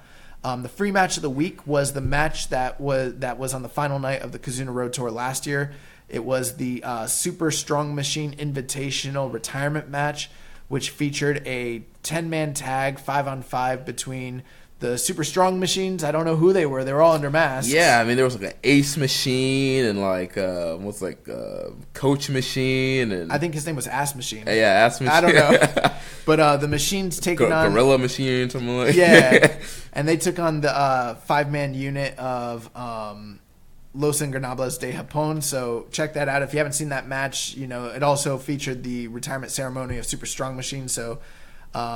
and finally, shout out to Conrad from Brainbuster Radio, Brainbuster, I don't know what they want to call it, but he started a series called New Japan Pro Wrestling Dark Ages series. The first, it's not an episode because it's actually a column, but the first column in the series dropped. Really good write-up. For those of you who are not familiar with New Japan history so much or want to get more insight into the dark ages of New Japan, this guy really did his homework, so I checked it out. It's really well written. Definitely check that out. Big props to Conrad. And then finally, in other news, so we had big news this week. We're not going to discuss it too much, but they announced September 31st, right? August 31st. August 31st is the date for All Out, the basic follow-up to the All In show from last year that me and Jeremy attended live. And the tickets went on sale this past week, and they sold the tickets out in 15 minutes. Yeah, with over 100,000 inquiries for tickets. Yeah, so I mean, the speculations of how many of those were bots, how many of them were, ticket scalpers or actual interested fans, they're kind of all over the place. But I mean, you got to figure people that were buying tickets could have gotten anywhere from 1 to 4 tickets, and at one point they had over 60,000, 70,000 people in the queue. It was over 100,000. It ended at over 100,000 people that were in the queue waiting for tickets. Yeah. So I mean, the hype and demand for this card, I think from what Dave Meltzer was saying, it might be the most fan interest that has ever existed for a pro wrestling show ever in history, which just defies all logic. People, even I don't understand that whatsoever. I do kind of feel glad that A, we got the tickets last year when the demand was not quite so high, and B, when the prices were not quite so high either. Well, I think the prices, as far as AEW's prices, they're not bad. They're pretty reasonable. But they're higher than last year. But the secondary market's taking real advantage of the demand for this. Yeah. So those tickets, man, they're sold out. They're gone. But if you want to buy them and pay an arm and a leg, you can still do that. On that same card, they did announce a matchup between Jon Moxley taking on Kenny Omega, which is obviously going to be they announced that before they sold the tickets, so that's got to play a huge part into why I believe some of the fan interest is so high. Plus, Chris Jericho and Hangman Page will be wrestling in the main event for the inaugural AEW world title, so that's a big deal. Also coming up in a couple weeks, Fyter Fest will be taking place on June 29th. The big news regarding this is that this show will be available to all people domestically and abroad for free on the BR Live app. Well, in the U.S., it'll be BR Live. And then international will be Fight TV. Yeah, you're right. Mm-hmm. So, I mean, this is a really smart play on their move. We talked about when they did the Double or Nothing show, they none of the final numbers are out, but the speculation is that they did over 100,000 pay-per-view buys, and that the split was almost 50-50 between online and traditional pay-per-view, which nobody does a split like that. Like, that's insane. Right. Normally it's either like traditionals, the majority, with some internet. And that show did the highest pay-per-view number of any non-WWF or WCW show in the United States. The next highest show was like 2006 when Joe and Kurt Angle wrestled in TNA. Mm-hmm. That one did around 60K. So with no television, just hype, just online YouTube. Marketing and YouTube, these guys did over 100,000 pay-per-view buys. But the deal with them is that if people go and they use BR Live, it's going to be way more profitable down the road for them than if they go through traditional cable methods to get their pay-per-view, because of just the split that's there. So the fact that they're giving away Fyter Festing, trying to get people to, you don't even have to pay for BR Live. You just have to create a profile and then you can watch it for free. Right. Getting people acclimated to using BR Live, getting people to download the app and create a login, means that they are putting, in the sales industry, we call it like getting a hook in somebody. They're putting the hook in people so that they can expand their audience, so that when they do say like Double or Nothing, it greatly increases the chances that they're going to do more business on the streaming service than just traditional pay-per-view, which is a really smart idea. And in my line of work, we call that, traditional inbound marketing. Yeah. They're collecting that email address. So they're going to be able to do some email blasts. Fight for the Fallen's also going to be on the app. So, when that comes around, they'll be able to email you, hey, make sure you log in for Fight for the Fallen and see Kenny Omega versus CIMA. Dude, so smart. Yeah. On that same card, Jon Moxley will be taking on Joey Janela. We will be there live, so we'll be able to give you a report on at least that match. Yep. This past weekend, Jon Moxley was in Northeast Wrestling. He had a match against Darby Allin, which he did win. I saw some of the clips of it. Looks like that match is actually available for free now online. So if you want to watch it is? Yeah. Oh, I need to watch that. I saw some of the clips. Darby with his arms like taped up behind his back doing planchas and topes. Yeah. Now I did hear it was a pretty good match, around 3.5, so nothing that was like match of the year, but something I definitely want to check out. And then on the next night, I don't know if it was a match or just a interaction. I think it was Mox versus Enzo, or Mox versus Cass in the main event. Well, Mox had a run-in with Enzo and Cass of WWE fame, and it looks like he destroyed both those geeks. So interesting stuff there. The news came out I think just today or maybe yesterday, that the match that they've been building between GOD and Briscoes is going to pay off with a street fight on July 20th at the Manhattan Mayhem show for Ring of Honor. So that will be for the Ring of Honor tag team titles. So, I don't think GOD's tag run over there has been super inspired, but with them going and the Briscoes having so much heat between them and then building to a street fight, that probably looks to actually be a pretty great match. Yeah, it should be. Also, this past week, Will Ospreay and Amazing Red had a really interesting Twitter conversation. Jeremy, I know you're a big Amazing Red mark. Yeah, man, I love Amazing Red. I saw this guy, back in 02, 03 in Impact. I think he did some Ring of Honor stuff too, but mainly Impact is where I saw him. Thought the guy was incredible. He's the first guy, obviously, with the Code Red and a lot of great of these innovative spots that we see nowadays that people, are doing. And so he's a guy that I think should have been on a major platform for a long time now. And he was supposed to have his last match during WrestleMania weekend for his own promotion, House of Glory. Never ended up having that retirement match. And I forgot how the Twitter exchange started, but pretty much Will Ospreay was like, I will have the last match with you, Amazing Red. And then I saw recently Amazing Red tweeted saying he's getting ready for his last match, and he tagged Will Ospreay. Yeah. Also, by the way, Will Ospreay, as well as I believe Juice and Zack Sabre, are all moving to Japan. Yeah. And Will Ospreay tweeted out earlier today that he is in the process of moving, like today. So a lot of these Gaijin talents are making their homes over in Japan, which is real interesting stuff. But the idea that we know that Will Ospreay is going to be significantly reducing his indie. He already has this year, but reducing his indie dates and his dates over in the UK and that sort of thing. But the fact that he's willing to come over to the U.S. to face Amazing Red in his final retirement match, that is probably going to be an amazing match. I got to get my hands on that match. Hopefully it's in a promotion that's streaming or something. Now, nothing is confirmed about where this could take place or would take place. Now, we know that in the past, New Japan has actually let some of their talent work in different promotions like GCW and PWG, which are both promotions that Amazing Red and has history in, and that's a potential that they could distribute within one of those promotions.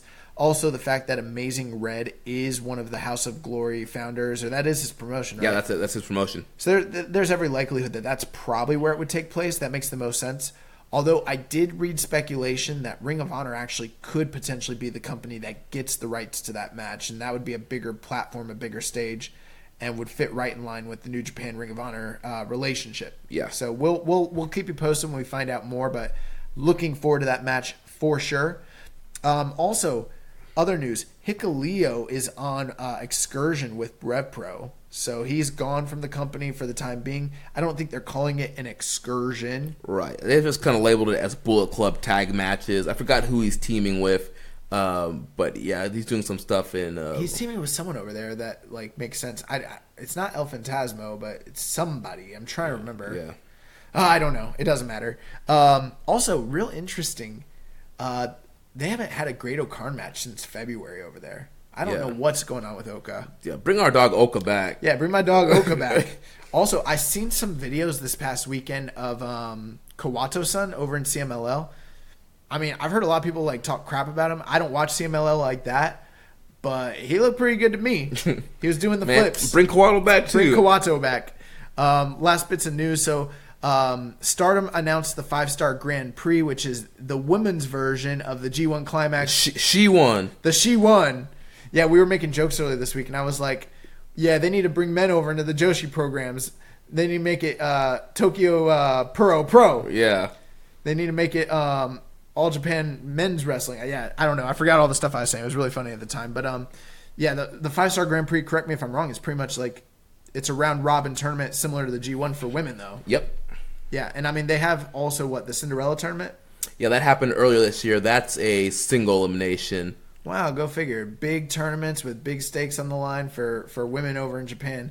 But, New Japan needs to have a women's division. Definitely. Oh, my God. And then the last bit of news, sad news. So Willie Williams has passed away. This happened just over this past weekend, just a few days ago. For those of you who are not familiar with the name Willie Williams, he is a lesser known but very important and pivotal person in the history of New Japan Pro Wrestling. So he was a Kyokushin karate practitioner, and he was somebody that had one of the what they called different style fights with Antonio Inoki back in the early 80s. Actually, the match that they had took place on February 27th, 1980. You can actually watch the match on New Japan World. But why his passing is significant is because, at the time, Antonio Inoki, if you're familiar with the history, he's one of the precursors to what became shoot-style pro wrestling, which turned into mixed martial arts, and the whole entire explosion of MMA in Japan with K1 and Pride and Dream and all those different companies. They all kind of derive their roots and histories back to Antonio Inoki. And of all the matches that he had in Japan, one of the most profitable and most widely viewed was the match that he had with Willie Williams.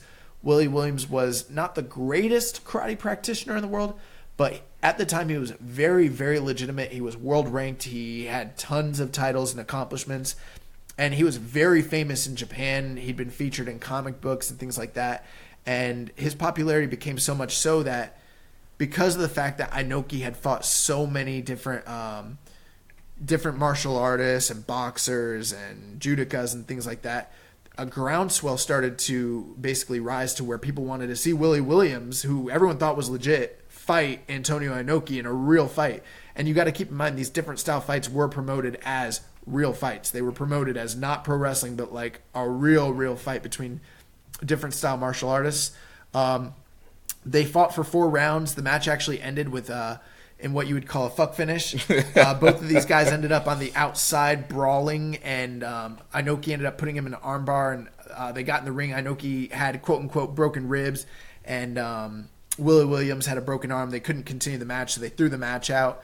At the time, though, it was very important because Inoki had about 14 other different style fights dating back to 1976, and this is viewed as one of the best in-ring products when it comes to his different style fights. Willie Williams is a towering individual, about 6'7", 230 pounds, very lengthy. And I mean, even though it wasn't like, I wouldn't call this like a great match, very, very, very stiff, very, very like realistic. Even up until a few years ago, if you went online and you looked up like karate fighter versus pro wrestler, you could find videos of this match with people talking about it all over the forums. And I'm not talking about pro wrestling forums. I'm talking about MMA forums, SureDog, Fight Finder, all these different places.